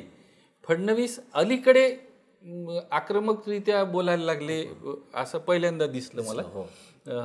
ह्या आता गेल्या 5-6 महिन्यामध्ये की 8 महिन्यामध्ये. पण नाही तर फडणवीस न बोलता काम करायचं, म्हणजे बोलायचं नाही, कृतीने दाखवून द्यायचं, असं एक शैली आहे त्यांची. म्हणजे असं एक किस्सा आठवला म्हणून सांगतो की म्हणजे अर्थात तो फडणवीसांच्या बद्दलचा नाही आहे, पण जसं हे सोनिया गांधी राजकारणात आल्या आग्रहानंतर नरसिंहरावांना याचे, आणि नाही तुम्हीच आता आलं पाहिजे, आणि त्या नागपुरात गवई गटाची हे होती, युती झाली होती काँग्रेसची, आणि रेशीम आमच्या ग्राउंडवर मोठी सभा होती आणि सोनिया गांधी यायच्या होत्या. आम्ही पत्रकार लोकांशी बाजूला होतो. तर घोषणा देणं सुरू होतं किंवा भाषणं देणं सुरू होतं आणि सतीश चतुर्वेदी हे करत होते, संचलन करत होते, सूत्रसंचालन. हे गवई म्हणाले की ही जी गर्दी आहे ना, कस्तुरचंद पार्क जो भरला आहे ना, ही आमची ताकद आहे. तर सतीश चतुर्वेदी बोलले काहीच नाही, उठले आणि घोषणा द्यायला सुरुवात केली. जोरशे बोलो, महात्मा गांधी की जय, पंडित जवाहरलाल नेहरू की जय, भगत सिंह की जय, इसकी जय, उसकी जय, जोर से बोलो, पूरे लोग मैदान में बोलो वगैरे असं. आणि मग डॉक्टर बाबासाहेब आंबेडकर की जय. तर एका कोपऱ्यातून आवाज आला. मग त्यांना पुन्हा जोऱ्यानं सब बोलो, जोर से बोलो, पुन्हा तिकडून आवाज, जास्त मोठा आवाज तिकडून आला. त्यांना असं पाहिलं, त्यांच्याकडे बसून गेले, उत्तर दिलं, कृतीतून उत्तर. तर तशी शैली फडणवीसांची शैली अशी आहे की ते कृतीतून उत्तर देतात आणि हिशोब ठेवतात आणि हिशोब बरोबर करतात. मला तेच विचार, कारण असं खूप जण असं म्हणतात की एक थोडी नरेंद्र मोदींसारखी शैली आहे की मोदींनी जसं पहिल्यांदा पक्षातले विरोधक आपले संपवले, वाघेला असतील, केशुभाई पटेल, अमुक तुमकडे, नंतर विरोधी पक्षातल्या विरोधकांकडे बघितलं. तसं म्हटलं तर अनेक वेळा की पंकजा मुंडे, विनोद तावडे, खडसे, म्हणजे असे जे एक आव्हान देऊ शकतील महत्त्वाकांक्षी नेते यांना फडणवीसांनी हे केलं आणि मग एक अकेला देवेंद्र अशी जी आता इमेज झालेली आहे असं तर त्यांच्यावरती तेच मला म्हणजे मला आणि मगाशी मला तेच जेवढे ते म्हणायचंय की- कळते की ते आता हे होत गेलं Perception आहे राजकारण, म्हणजे हे राजकारणामध्ये टप्प्याने होत गेलं किंवा तुमचं परसेप्शन मला वरून काय आलं हे अंडर करंट्स खूप वेगळे असतात आणि मी खूपसा थोडासा सांस्कृतिक किंवा कला याच्यात जास्त इंटरेस्ट असल्यामुळे focus बरोबर. पण तरी या लोकांशी ही आवडती नेते मंडळी असल्यामुळे या लोकांशी माझा संपर्क राहिलेला आहे. तर मला नाही वाटत असं केलं म्हणजे चुकीचं परसेप्शन आहे हे नाही एकदम चुकीचं आहे असं ठामपणे आपण त्याला निकालात नाही लावू शकत. पण ते टप्प्याटप्प्यानं होत राहिलं. म्हणजे तुम्ही जे विचारलं की हे सगळ्यांना घालवलं का किंवा फक्त एवढं नक्की आहे की फडणवीसांचा स्वभाव मी जो पाहिला मला जे कळला तो ते स्वतःहून अबे नाही म्हणत. समोरून अबे आलं तर मग काबे म्हणतात. म्हणजे आमच्याकडे जसं आरेला कार आहे अरे म्हणजे आरे आला तर कार आहे तसं आबेला काबे स्वतःहून नाही म्हणायचं स्वतःहून अबे ते कोणालाच नाही म्हणत. पण कुणी आबे म्हणतं तर समोरून मग काबे. अबे जर आलं तर ते इकडून काबे बरोबर तुमचं निरीक्षण बरोबर आहे इकडून काबे जाते किंवा मग तेव्हा जरी त्यांना काबे नाही म्हटलं तर ते शिल्लक ठेवतात आणि वेळ आली की हिशोब तुम्ही म्हटलं हिशोब बरोबर पण सर ते महत्वाकांक्षी आहेत. अनेकांचं असं म्हणणं आहे की फडणवीस हे दिल्लीच्या राजकारणात जातील कदाचित आत्ता नाही पण महाराष्ट्राकडून जी आशा आहे पुढच्या काळामध्ये दिल्लीचं तख्त राखतो महाराष्ट्र माझा म्हणजे जे आपण की यशवंतराव चव्हाण पवार महाजन गडकरी आणि फडणवीस ही दोनच नावं दिसतात.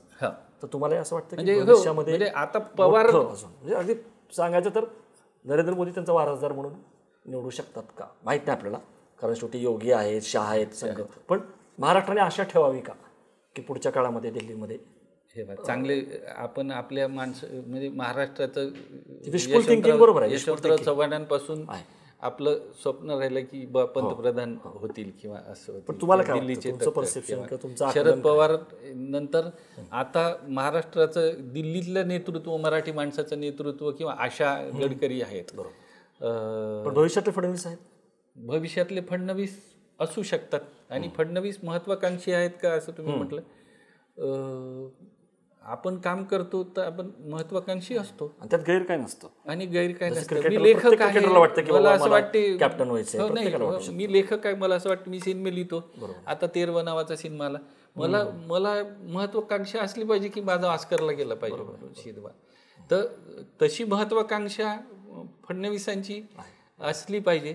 फक्त राजकारणामध्ये अशा महत्वाकांक्षा म्हणजे मला इकडे जायचं आहे असं सांगून दुसरीकडे जायचं राहते तर वाट चुकवायची असते. म्हणजे जिकडे जायचं आहे तिकडे दगड फेकून मारायचा आवाज तिकडे झाला की लोक तिकडे जातं ना आपण इकडे निघून जायचं. पतली गली में आमच्या नागपुरी भाषेत पतली गली में से निकल जाणार आहे. तर गडकरी तसे निष्णात म्हणजे गडकरीचं धाडधूड राजकारण आहे.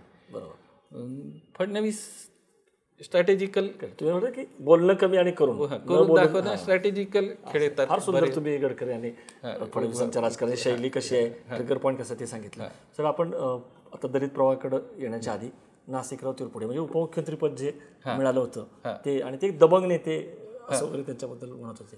तर ते विदर्भ आंदोलनाने त्या याच्यातून ते आलं. म्हणजे विदर्भाच्या आंदोलनाचं केंद्र तसं अमरावती होतं. सुरुवात अमरावतीची होती पण नागपूर हे केंद्र राहिलं. त्याच्यामुळे म्हणजे आपला तो महत्त्वाचा मुद्दा हे आहे की म्हणजे नाशिकराव तिरपुडे उपमुख्यमंत्री झाले ते त्या सगळ्या याच्यातून झाले.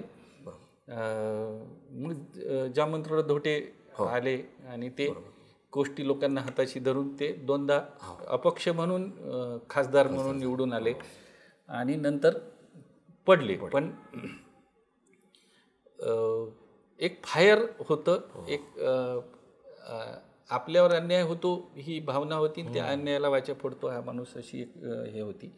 तर त्याच्यातून एक तयार झालेलं हे होतं. तर ते पण नंतर जसं शेतकरी चळवळ शरद जोशी नंतर संपली म्हणजे आहे पण त्याला काही हे नाही, ते नाही म्हणजे तेच नाही. शरद जोशींच्या वेळेस जे एक दबदबा होता, माहोल होता, तो नाही म्हणजे किंवा एक आयडियोलॉजी होती, एक थिंकिंग हे होती, ती नाही आहे आता. अंगार होता, अंगारमय ह्याचा तो नाही. म्हणजे राजू शेट्टी, रविकांत तुपकर वगैरे आहेत, पण ती धग नाही. आणि नाही, त्याला ते ग्रासरूट लेवलचा जो विश्वास आहे तो नाही आहे. लढबापू लढवाली केस नाही झाली. तर तसं विदर्भाच्या आंदोलनाचं झालं की जामंतराव धोटे हे झाले किंवा मग आता शरद जोशी मी राजकारणात उतरलो निवडणुकीच्या तर मला जोड्यानं मारा असं म्हटलं होतं आणि त्यांना खरोखर आमच्या हिंगणघाटमध्ये एका जणांना जोडा मारला होता. हां, तर कारण की ते त्यांना काढलं आणि तिथून तो शेतकरी चळवळीचा जसा डाऊनफॉल झाला तसं हा फायरी नेता होता, हा सत्तेसाठी हे नाही करत असं हे होतं. तर जामंतराव धोटे म्हणजे आदिकांचे जावाई झाले आणि त्याच्यानंतर इंदिरा गांधी सोबत विमानातून असा टाटा करतानाचा फोटो वगैरे आला आणि शेर संपला, लोहा संपला. आणि मला असं वाटते तिथून लोकांचं विदर्भाच्या याच्याबद्दलचं संपलं म्हणजे विश्वास संपला. आणि विदर्भाचं जसे शेतकरी आंदोलनाचं झालं तसं विदर्भाचं स्वतंत्र विदर्भ वगैरे नाही. अरे यानंही साल्यानं फायदा करून घेतला. म्हणजे इतका प्रचंड श्रद्धा ठेवावं इतका विश्वास जामंतरावांवर टाकला गेला होता की आता नाही तर कोणीच नाही, हा नाही तर कोणीच नाही. पण ते एकदम पलटलं. करेक्ट. आणि मग ते सत्तेत बसले म्हणा किंवा मग हे झाले इंदिरा गांधींसोबत हे झालं. इंदिरा गांधींनी त्यांना काय सांगितलं होतं मला माहित नाही, पण ते तसं झालं आणि लोकांचा त्याच्यातला एक फोर्स चालला गेला. आता स्वतंत्र विदर्भाच्या नावाने मतदान होत नाही. म्हणजे एक बनवारीला पुरोहितांनी तो प्रयत्न करून जाहीरनाम्यामध्ये होतं भाजपच्या, तर ते नाही दिसत. किंवा मगाशी गप्पा मारताना तुम्ही सांगितलं की इकडनं फडणवीसांनी यात्रा काढली होती, तिकडनं मुनगंटीवारांनी यात्रा काढली होती. मला वाटतं जनमत चाचणी पण घेतली होती. जनमंच नावाचं एक संघटन आहे आणि चांगलं संघटन आहे का, सामाजिक संघटन आहे. शरद पाटील शेतकरी चळवळीतले हे आहे, त्याचे अध्यक्ष आहे. आधी अनिल किलोर होते, आता ते हायकोर्टाचे जज झाले. पण त्यांच्या काळामध्ये हा घेतला होता म्हणजे मतदान घेतलं होतं, बाकायदा पेट्या ठेवून मतदान घेतलं होतं आणि बऱ्यापैकी उत्स्फूर्त मतदान झालं होतं. आणि विदर्भाच्या बाजूनं मतदान केलं लोकांनी की वेगळं विदर्भ राज्य व्हावं म्हणून. पण कुठल्या राजकीय नेत्यावर किंवा याच्यावर विश्वास नाही राहिला असं. पण सामान्य लोकांना नको आहे ना, म्हणजे राजकीयच आहे, म्हणजे सदर विदर्भाचा मुद्दा सामान्य लोकांना नको आहे अशातला भाग नाही. पण त्या पद्धतीचं नेतृत्व समोर यायला पाहिजे, जसं तेलंगणामध्ये आलं BRSचं, तसं नाही. काहीही सोडून विदर्भामध्ये कसं होतं की राजकारणातली पत उतरली की वेगळा विदर्भ आठवतो. म्हणजे मग सगळं संपलं. आधी पुजले खोडखाडं आणि आता बसली देवा पुढं, अशी आमच्या तिकडे मन आहे. तर तसं राजकारणातले देव खोडखाडं पुजून झाले आणि आता नाही उरलं काही. तर मग ते NKP साळवे असो, वसंतराव साठे असो की मग दत्ता मेघे असो, तिकडचं उतरलं की इकडे असं आहे, सोयीचं आहे, म्हणजे सोयीचं आठवते. आणि त्याच्यामुळे लोकांचा त्या चळवळीवर विश्वास नाही राहिला. आणि मधल्या काळामध्ये युतीचं जेव्हा सरकार आलं महाराष्ट्रामध्ये, तर बाळासाहेब ठाकरेंचा तर कट्टर विरोध होता. त्याच्यामुळे बाळासाहेब ठाकरेंना तिथं नागपूरमध्ये भाषणही केलं होतं की बा आम्ही येत्या 5 वर्षात मी विकास नाही करून दाखवला तर पुन्हा मतं मागायला येणार नाही किंवा हे करणार. आणि बऱ्यापैकी झालं. म्हणजे अमरावतीला टेक्स्टाईल हे आलं किंवा रासायनिक हे आलं किंवा मग इकडे नागपुरामध्ये झालं थोडंसं. आणि वेळ मधला काळ गेला आणि आता गेल्या 10 वर्षामध्ये तर भरपूरच म्हणजे नागपूरमध्ये तर ड्रास्टिक चेंज झाला. म्हणजे वेगवेगळ्या शिक्षण संस्था आल्या, चकचकीत रस्ते झाले, उड्डाण पूल झाले, मेट्रो झाली, एम्स झालं. तसं नागपूर हे मध्य भारतातलं मेडिकल हबच आहे. तर एम्स झालं, सेम हे झालं, मेडिकलचा दर्जा वाढला, सुपर स्पेशालिटीचा दर्जा वाढला, विमानतळ आंतरराष्ट्रीय दर्जा दिला गेला. असं एज्युकेशन संस्था खूप मोठ्या प्रमाणात आल्या. असं त्याला का म्हणते चौफेर विकासासारखं खऱ्या अर्थाने डबल इंजिन म्हणतात ते. डबल उदाहरण म्हणजे नागपूर देता येईल ते कशा पद्धतीने म्हणजे झपाटल्यासारखं सगळं बदलून टाकलं. मग तेच थोडंफार अमरावतीमध्ये झालं, दुसरा महसुली विभाग म्हणून. बरोबर. आणि त्याच्यामुळे ती मागणीच आता आहे. काही लोक अजूनही विदर्भाच्या आंदोलनात, पण ती तुम्ही तसं ते फार अधूनमधून ते हवा देण्याचं काम चालतं. पत उतरली की सर आता आपण दलित प्रवाहाकडे येऊयात. तो राहिलेला आपला की तुम्ही दलित म्हणत होता की म्हणजे खोब्रागडे असतील किंवा सुलेखा कुंभारे, हे जे सगळे कवाडे यांचं नेतृत्व. कारण खैरलांजी सारखी जेव्हा घटना घडते तेव्हा दिसून येतं एकजूट. किंवा तिकडे काँग्रेसमध्ये नितीन राऊत. तर ह्याच्याबद्दल काय सांगा दलित नेतृत्वाबद्दल, ते कसं आलं किंवा त्याचा प्रभाव किती आहे? म्हणजे संघाची स्थापना हे जसं केंद्र आहे याचं, तसं दलित चळवळीचं केंद्र बाबासाहेबांनी ते निवडलं. मी नेहमी असं म्हणतो की विदर्भाच्या मातीमध्ये कुस्तुबी आहे, त्याच्यामुळे गुजरातचा गांधी येतो आमच्या वर्धेला, कोकणातले विनोबा येतात, कोकणातले आंबेडकर आमच्या तिकडे येतात. म्हणजे काहीतरी आहे इकडे, आहे ना. तर तसं ते आहे. त्याच्यामुळे आंबेडकर तिकडे आले आणि त्यांना तिथं दीक्षा घेतली आणि ती विजयादशमीलाच घेतली, दसऱ्यालाच धम्मचक्र प्रवर्तन दिन. त्याच्यामुळे नागपूरमध्ये, आता मी ज्या भागामध्ये राहतो पश्चिम नागपूरमध्ये किंवा हे, तर आम्ही दसऱ्याला सोनं द्यायला बाहेर निघू शकत नाही, इतकी प्रचंड गर्दी. आणि दीक्षाभूमी माझ्या घराजवळ जवळ असल्यामुळे चारी बाजूनं रोड ब्लॉक केलेले हे झालेले आणि मोठ्या प्रमाणात माणसं येतात, लोक येतात, जगभर देशभरातून लोक येतात अजूनही. बरोबर. चांगलं हे आहे. तर त्याच्यामुळे ती ऊर्जा तिथं आहे. त्या फायरमधून मग ते त्यांच्यासोबत असलेले बॅरिस्टर राजाभाऊ खोब्रागडे आहे किंवा हे किंवा मग कम्युनिस्टमधले हरीश अडाळकर किंवा भाई बर्धन किंवा हे डावे चळवळ जी आहे. म्हणजे नागपूरला 2 राष्ट्रीय अध्यक्ष पक्षाचे मिळाले, एक भाई बर्धन आणि दुसरे गडकरी. पॉलिट ब्युरोचे हे होते भाई बर्धन.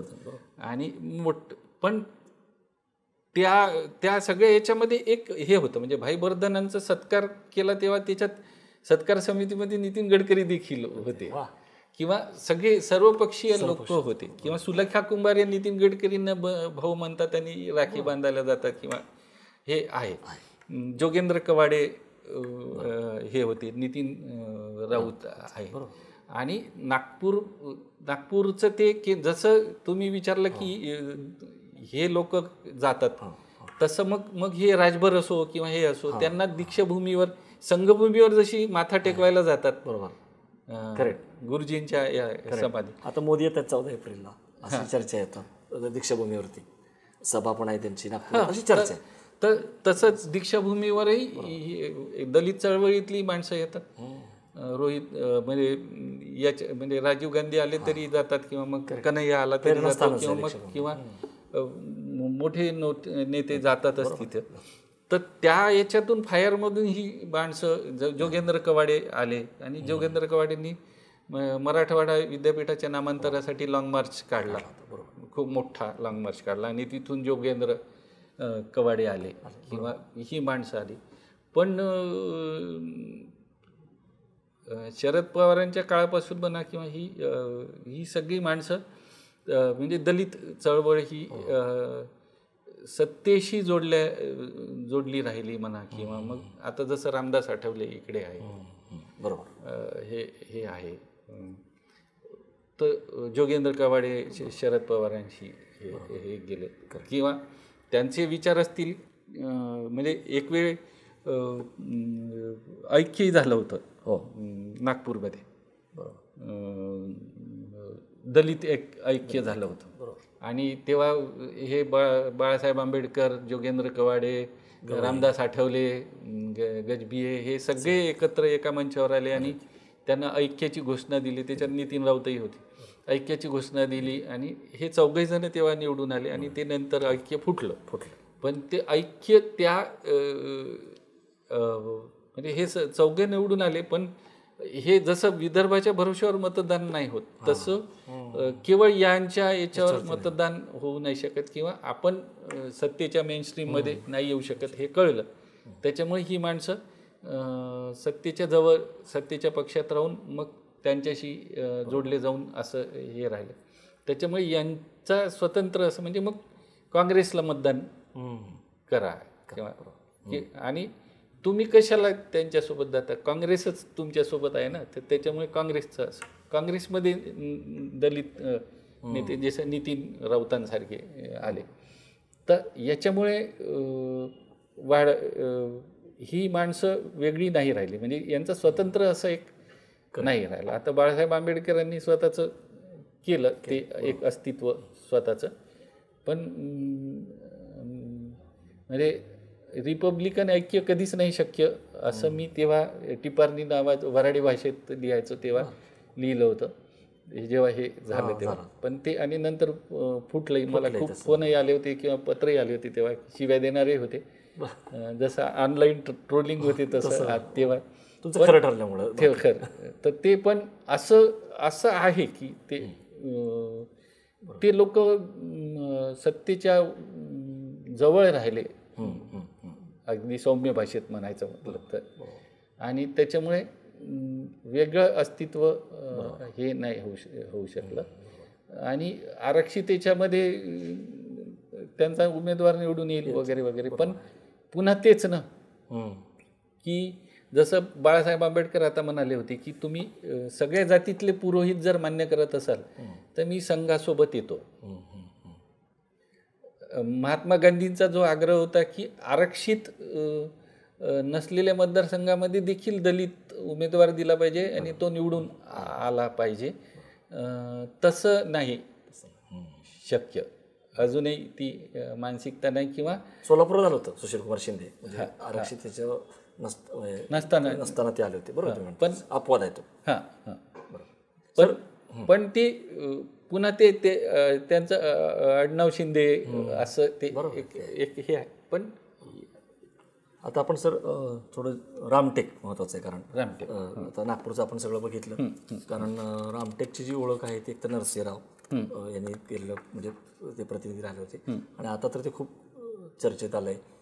तिथं बर्वेंची उमेदवारी प्रमाणपत्र म्हणजे एक न्याय त्या यांना आपल्या नवनीत राणा एक प्रमाणपत्र आणि एक प्रमाणपत्र रश्मी बर्वे अशी पण होती की एकानं निवडणुकीच्या रिंगणात आहेत किंवा नाही. आणि मग तिथं पक्षांतर करून आणलंच उमेदवार आहे त्याचे राजू पारवे वगैरे. पण त्याच्या आधी नरसिंहराव किंवा रामटेकच्या ह्याच्याबद्दल तुम्ही काय सांगाल रामटेकबद्दल? आणि तो काँग्रेसचा गड होता नरसिंहराव आणि आता ते तिथं कशी स्थित्यंतर कडत गेली?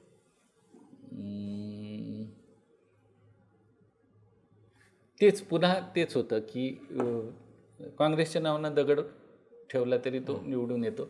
आणि नरसिंहरावांची पार्श्वभूमी होती की ते नागपूर विद्यापीठाचे हे आहे म्हणजे स्नातक होते.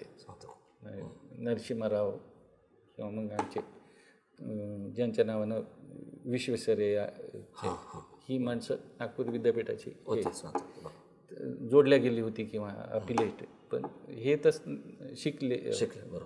त्याच्यामुळे रामटेकमध्ये ते उभे राहिले आणि 2 वेळा निवडूनही आले नरसिंहराव.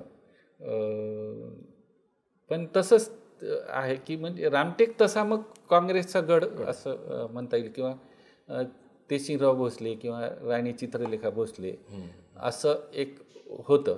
आणि मग हे एक असं म्हणजे भाजपच्या राजकारणाची एक शैली राहिलेली आहे की जिथं आपलं नाही होऊ शकत तिथं मग ॲडॉप्ट करा आणि मग आपलं पितृत्व मोठं करा, असं जे आहे पालकत्व मोठं करा. तर ते आता शिवसेनेशी युती केली आणि विदर्भाचा जो भाग मराठवाड्याशी लागून आहे त्या भागामध्ये शिवसेना वाढली. हिंगोली वगैरे, हिंगोली, यवतमाळ, अगदी चंद्रपूरचा काही भाग किंवा इकडचा असा तिकडे म्हणजे वऱ्हाडामध्ये वाढली.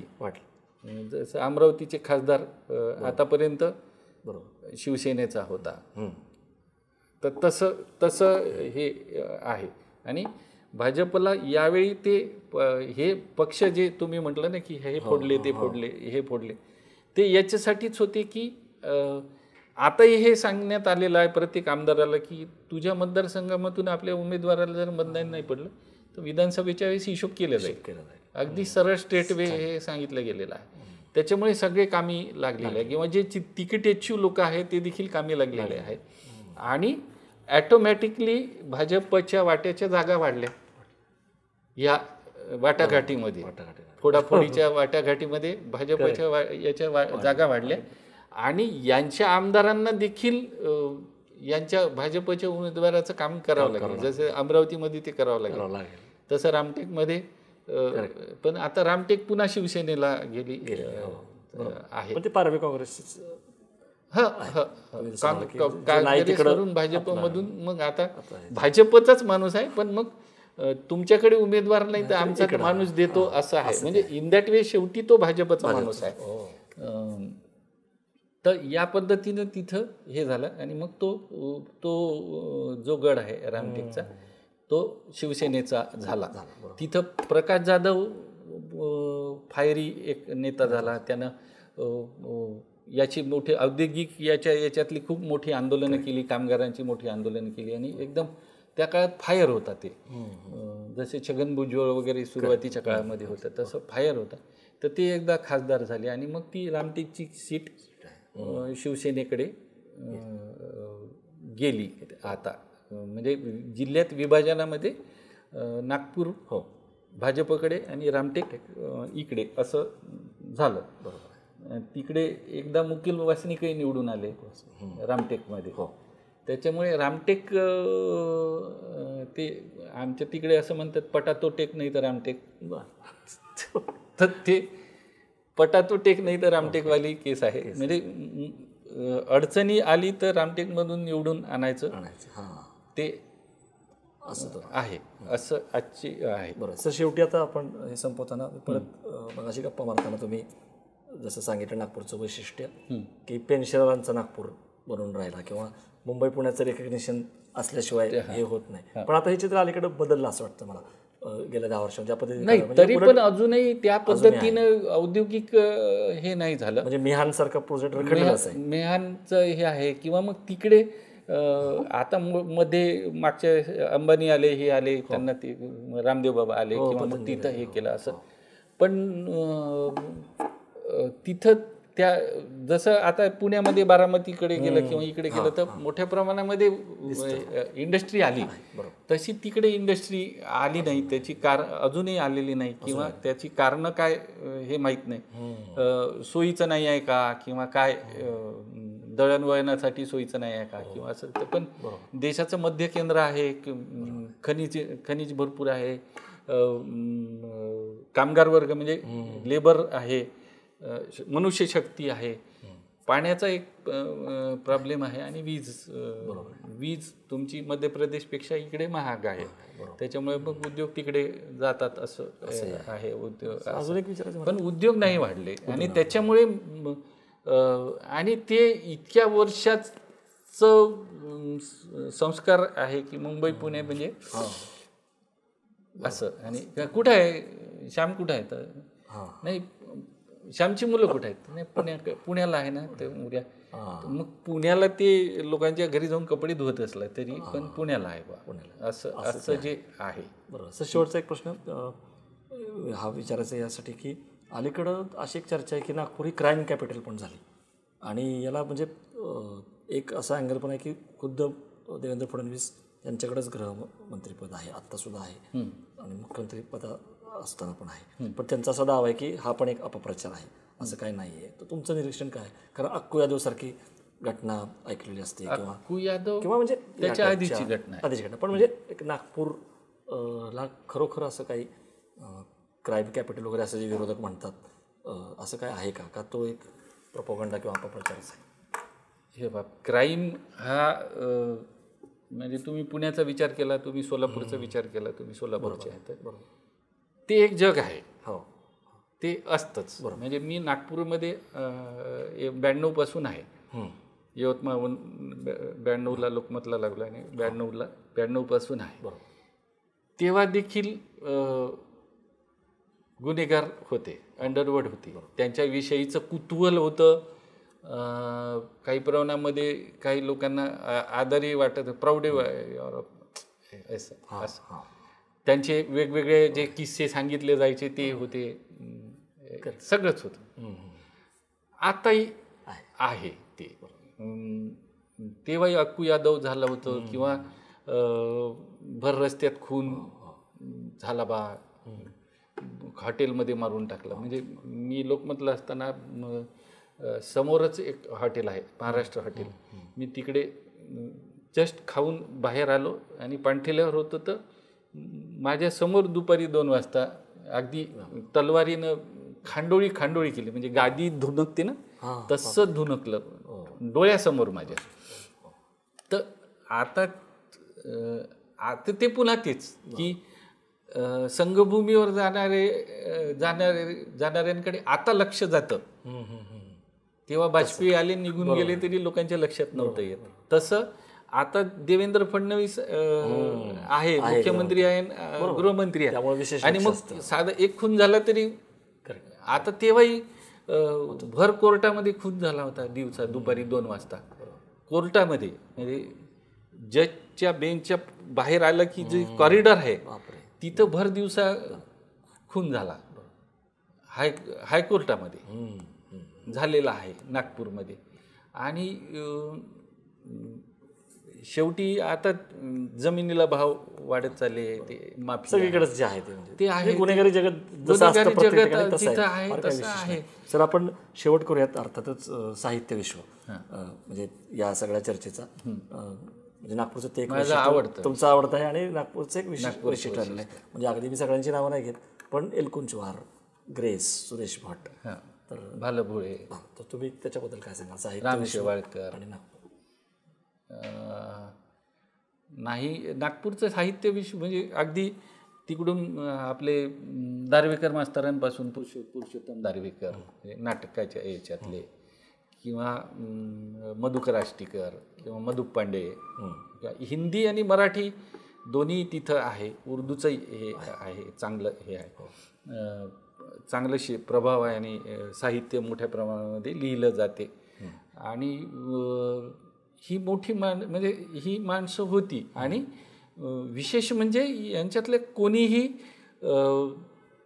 नागपूर किंवा विदर्भ सोडून चला बा मी मुंबईला, जसं केज पुरोहित आले तसे ही माणसं आली नाही. म्हणजे एलकुंचवारांना FTI मध्ये इकडे बोलवलेलं, 2 वर्ष थांबले आणि मग मला सांगितलं त्यानं, मला नाही समजून कळत रे बाबा, ते तिकडे येऊन माझ्यावर इकडे राग करणारी जशी माणसं आहे तशी लोक करणारी पण आहे बाबा, मी इकडे तर असं ते ही माणसं आहेत. ग्रेसांचंही तसंच. म्हणजे अगदी शेवटच्या काळामध्ये लता मंगेशकर हॉस्पिटलला होती इथे, तर तरी त्यांना ते ओढती नागपूर, मरना तो नागपूर में आके, असं ते महाराज अपने को मरना तो नागपूर में आके वगैरे, असं ही माणसं होती. आणि आता नव्या याच्यामध्येही पण ते एक वाढत आहे मोठ्या. मला नेहमी असं वाटत राहिलेलं आहे ते पुन्हा विदर्भ आणि इकडेचं जे अंतर आहे मुंबई पुण्यातलं, म्हणजे मुंबई पुण्यामध्ये निर्मितीच्या आधी ते विकायचं कसं असा विचार झालेला असतो. आणि मुंबई पुण्यामध्ये शेवटी असते की मी नागपूरच्या वसंतराव देशपांडेमध्ये एक भाषण केलं आणि यवतमाळच्या टाऊन हॉलमध्ये भाषण केलं, तर वसंतराव देशपांडेतला आवाज विदर्भात जाईल. तसं आता ते काही असलं तरी मुंबई हे केंद्र झालेलं आहे, पुणे हे केंद्र झालेलं आहे आणि ते हा आहे पहिलेपासून. त्याच्यामुळे इकडे जे काही बोललं जातं ते सगळीकडे हे होतं. इकडे जे काही प्रसवतं ते मोठं होऊन छोटं असलं तरी खूप मोठं वाटतं. तिकडच्या माणसांना तिकडे राहून माझा आवाज जर मला मुंबई पुण्याला ऐकवायचा असेल तर मला जोऱ्यानं ओरडावं लागतं किंवा तुम्हाला तुमची क्षमता अशी इज्जत करून मोठी करून दाखवावं लागते. लार्जर दॅन लाईफ साईज झाल्याशिवाय मुंबई पुणेवाले तुम्हाला विचारत नाही नागपुरातच राहून. आणि इकडे येऊन लांगुल चालन करून किंवा मग त्याला काय म्हणते शरणागती पत्करल्यासारखं राहून मांडलिकत्व पत्करल्यासारखं राहून हे करणे ते तो वैदर्भी स्वभाव नाही. त्याच्यामुळे ही माणसं म्हणजे तुम्ही पहा की मराठीतला किंवा जागतिक कीर्तीचा नाटककार कोण आहे तर महेश एलकुंचवार, तो नागपूरचा आहे. किंवा मग भट किंवा ग्रेसांसारखे दिग्गज कवी ते कुठले आहे तर ते नागपूरचे आहे. कारण की किंवा मग भालभोळेंसारखा विचारवंत असेल किंवा राम शेवाळकरांसारखा वक्ता दशसहस्रेषु असेल की यांना ते स्वतःची रेष एवढी मोठी करावं लागली जोऱ्यानं की इकडची जी माणसं म्हणजे मी असं हे नाही करत पण इकडची जी माणसं सामान्य कुवतीने देखील खूप मोठी वाटायला लागतात लिजंड. यांना आपली इतकी मोठी क्षमता दाखवावी लागली की इकडच्या 60% वाल्याला इंजिनिअरिंग मेडिकलला ॲडमिशन मिळते बा आणि तिकडच्या माणसाला 99% आणावंच लागते. तसं ते झालेलं आहे. या माणसांचं तसं झालं आणि ही माणसं तिकडे आहेत आणि विदर्भाला तो वारसा राहिलेला आहे. म्हणजे आद्यकवी मुकुंदराज असो किंवा मराठीतली पहिली कवयित्री महदाईसा असो किंवा मग गाडगेबाबा असो किंवा मग तुकडोजी महाराज असो किंवा विनोबा असो की ही मोठी साहित्य निर्मिती आहे. म्हणजे गाडगेबाबांना लिहिलं नाही पण त्यांचं जे काही आहे ती मोठी साहित्य निर्मितीच आहे. तुकडोजी महाराजांना तर भरपूर लिहून ठेवलं आहे ते ग्रामगीता आहे ते तर ती साहित्य निर्मिती ही माणसं त्याच्यामुळे आहे वाढत चाललंय. फार सुंदर सर. म्हणजे तुम्ही मगाशी जे उल्लेख केला की नागपूर में कुछ तो है नागपूरमध्ये म्हणजे जसे आंबेडकर विनोबा वगैरे खरोखर तुम्ही म्हणजे ते ओढून आणणारी एक गोष्ट आहे तिथं. आणि शांत म्हणजे जसे तुमचे हे आपले राम गणेश गडकरी तिकडे आले आणि सावनेरला गेले. बरोबर. म्हणजे त्यांचा मृत्यू सावनेरला झाला. त्यांचं घर आहे सावनेरला. रणजित देशमुखांनी ते हे केलं. लता मंगेशकरांनी आज कुठल्याच हॉस्पिटलला नाव द्यायचे हे नव्हती दी परवानगी. ती रणजित देशमुखांच्या हॉस्पिटलला त्यांना परवानगी दिली आणि लता मंगेशकर स्वतः उद्घाटनाला आल्या. तर हे बालगंधर्वांनी त्यांच्या पडत्या काळामध्ये केलं होतं. बरोबर. म्हणजे नुसतं चांदीच्या ताटात जेवण नाही, चांदीचं ताटच तुमच्या झोळीत टाकलेलं आहे. अगदी आतापर्यंत म्हणजे दत्ता मेघेंनी ते आता असं केलेलं आहे.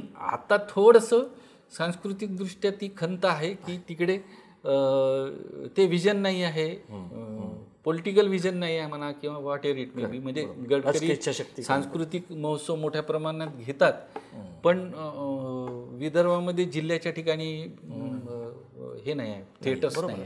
नागपूरमध्ये देखील एक वसंतराव सोडलं तर थिएटर नाही. ते सुरेश भट सभागृह बनलं पण ते पाटलाचा वाडा अजून बाकी आहे नाही न, पाटलाचा वेडा बाकी आहे. तो मोठ्या प्रमाणात अनुशेष बाकी आहे. आणि अर्थात तो लोकांनाही अर्ज असली पाहिजे, ती कळलं पाहिजे. जसं नॅशनल स्कूल ऑफ ड्रामाचं एक सर्ग मुंबईमध्ये सुरू झालं तेव्हा मग नागपूरमध्ये का आणावंसं नाही वाटलं किंवा नागपूरच्या लोकांना का नाही वाटलं किंवा हे चित्रनगरी नागपूरला व्हायला पाहिजे त्याच्यासाठी मागे प्रयत्न झाले होते. तर ते जर झालं तर हे थोडंसं करेक्ट पॉलिटिकल विल जी आहे सिनेरिओ बदलला. पण तरीही नागपूर आणि नागपूरचं एक गाव पण जे टिकवून ठेवलेलं आहे म्हणजे मेट्रो सिटी झाली पण गाव पण जे टिकवून ठेवलेलं आहे ते गाव पण शेती मातीशी जोडल्या गेलेलं आहे, तिच्या सणांशी जोडल्या गेलेलं आहे. मारबत असो, बडग्या असो, मला शेवटी संक्रांतीचं सण याच्यावरती जर मला एक शेवट हे करायचं आहे की मारबत आणि बडग्या हे एक आहे. तर हे जसं एक भ्रष्टाचार किंवा गुन्हेगारी वगैरे, तर याला जाळण्याचं ते प्रतिकात्मक आहे. तर ते दिसतं, तर ते खरोखर लोकांमध्ये पण आहे का? म्हणजे हे व्यवहारात पण रिफ्लेक्ट होतं का निवडणुकांमध्ये? कारण म्हणजे हा जो राग असतो, उद्रेक असतो, तर तो होतो का तो फक्त त्या याच्यापुरताच मर्यादित आहे? नाही, होतो. ओके, होतो.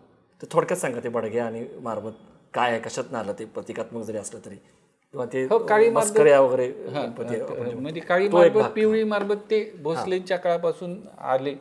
ते ती एक गोष्ट सांगितली जाते की त्या राणीची गोष्ट आहे की ती आता ती फेसबुक याच्यावर आहे, गुगलवर आहे. तर त्याच्यातून ते आलं आणि ती परंपरा अजूनपर्यंत तेवढ्या मोठ्या प्रमाणात काळी मारबत आणि पिवळी मारबतवाली सुरू आहे. आणि मग बडग्या सुरू झाले. आणि बडग्या तेच आहे जे म्हणजे पोळ्याला जे हे म्हटल्या जातात, झडत्या म्हटल्या जातात, नागपंचमीला बाऱ्या म्हटल्या जातात. तर ते होतं, म्हणजे ते आहे की त्या दिवशी सांगून द्यायचं की म्हणजे शामराव पाटलाला केस्तूड झाला आणि भुऱ्या कलावंतीनं काऊन गलबला केला, असं जोऱ्यानं बोलायचं. म्हणजे केस्तूड कुठं होतं? प्रायव्हेट ठिकाणीच होतं ना. आणि मग तिला कसं माहीत झालं बा, म्हणून शामराव पाटलाला केस्तूड झाला आणि भुऱ्या कलावंतीनं काऊन गलबला केला, असं जोऱ्यानं म्हणून दाखवायचं. आणि मग शामराव पाटलाने ते हेल्दीली घ्यायचं. हे जे होतं त्याच्यातून त्याचं जे झडत्याचं जे हे आहे प्रतीक आहे ते बडग्यामध्ये आलं. म्हणजे तो भ्रष्टाचाराचा असतो, तो गुन्हेगारीचा असतो, तो सामान्य याच्या पाणी प्रश्नावरचा असतो, जनतेच्या समस्यांवर असतो, हुंडाबळीवर असतो. म्हणजे जेव्हा हुंडाबळीची चळवळ नागपुरात सुरू झाली तेव्हा हुंडाबळीवरचा असतो. म्हणजे सामाजिक याच्यावरचे प्रश्नावरचे सामाजिक आशय जो आहे म्हणजे किंवा आमच्या गणपतीमध्ये आता मला पटकन नाव हे नाही होत आहे, पण ते दरवर्षी असा गणपती बसवायची की तो जप्त करावा लागायचा. तर ते आहे. मग मस्कऱ्या गणपती हा जसा इकडे माघी गणपती बसतो तसा तिकडे मस्कऱ्या गणपती बसतो या पितृपक्षामध्ये. म्हणजे पितृपक्ष अपवित्र आहे किंवा असं आहे तर आम्ही गणपती बसवतो असं एक आहे. पतंग आहे.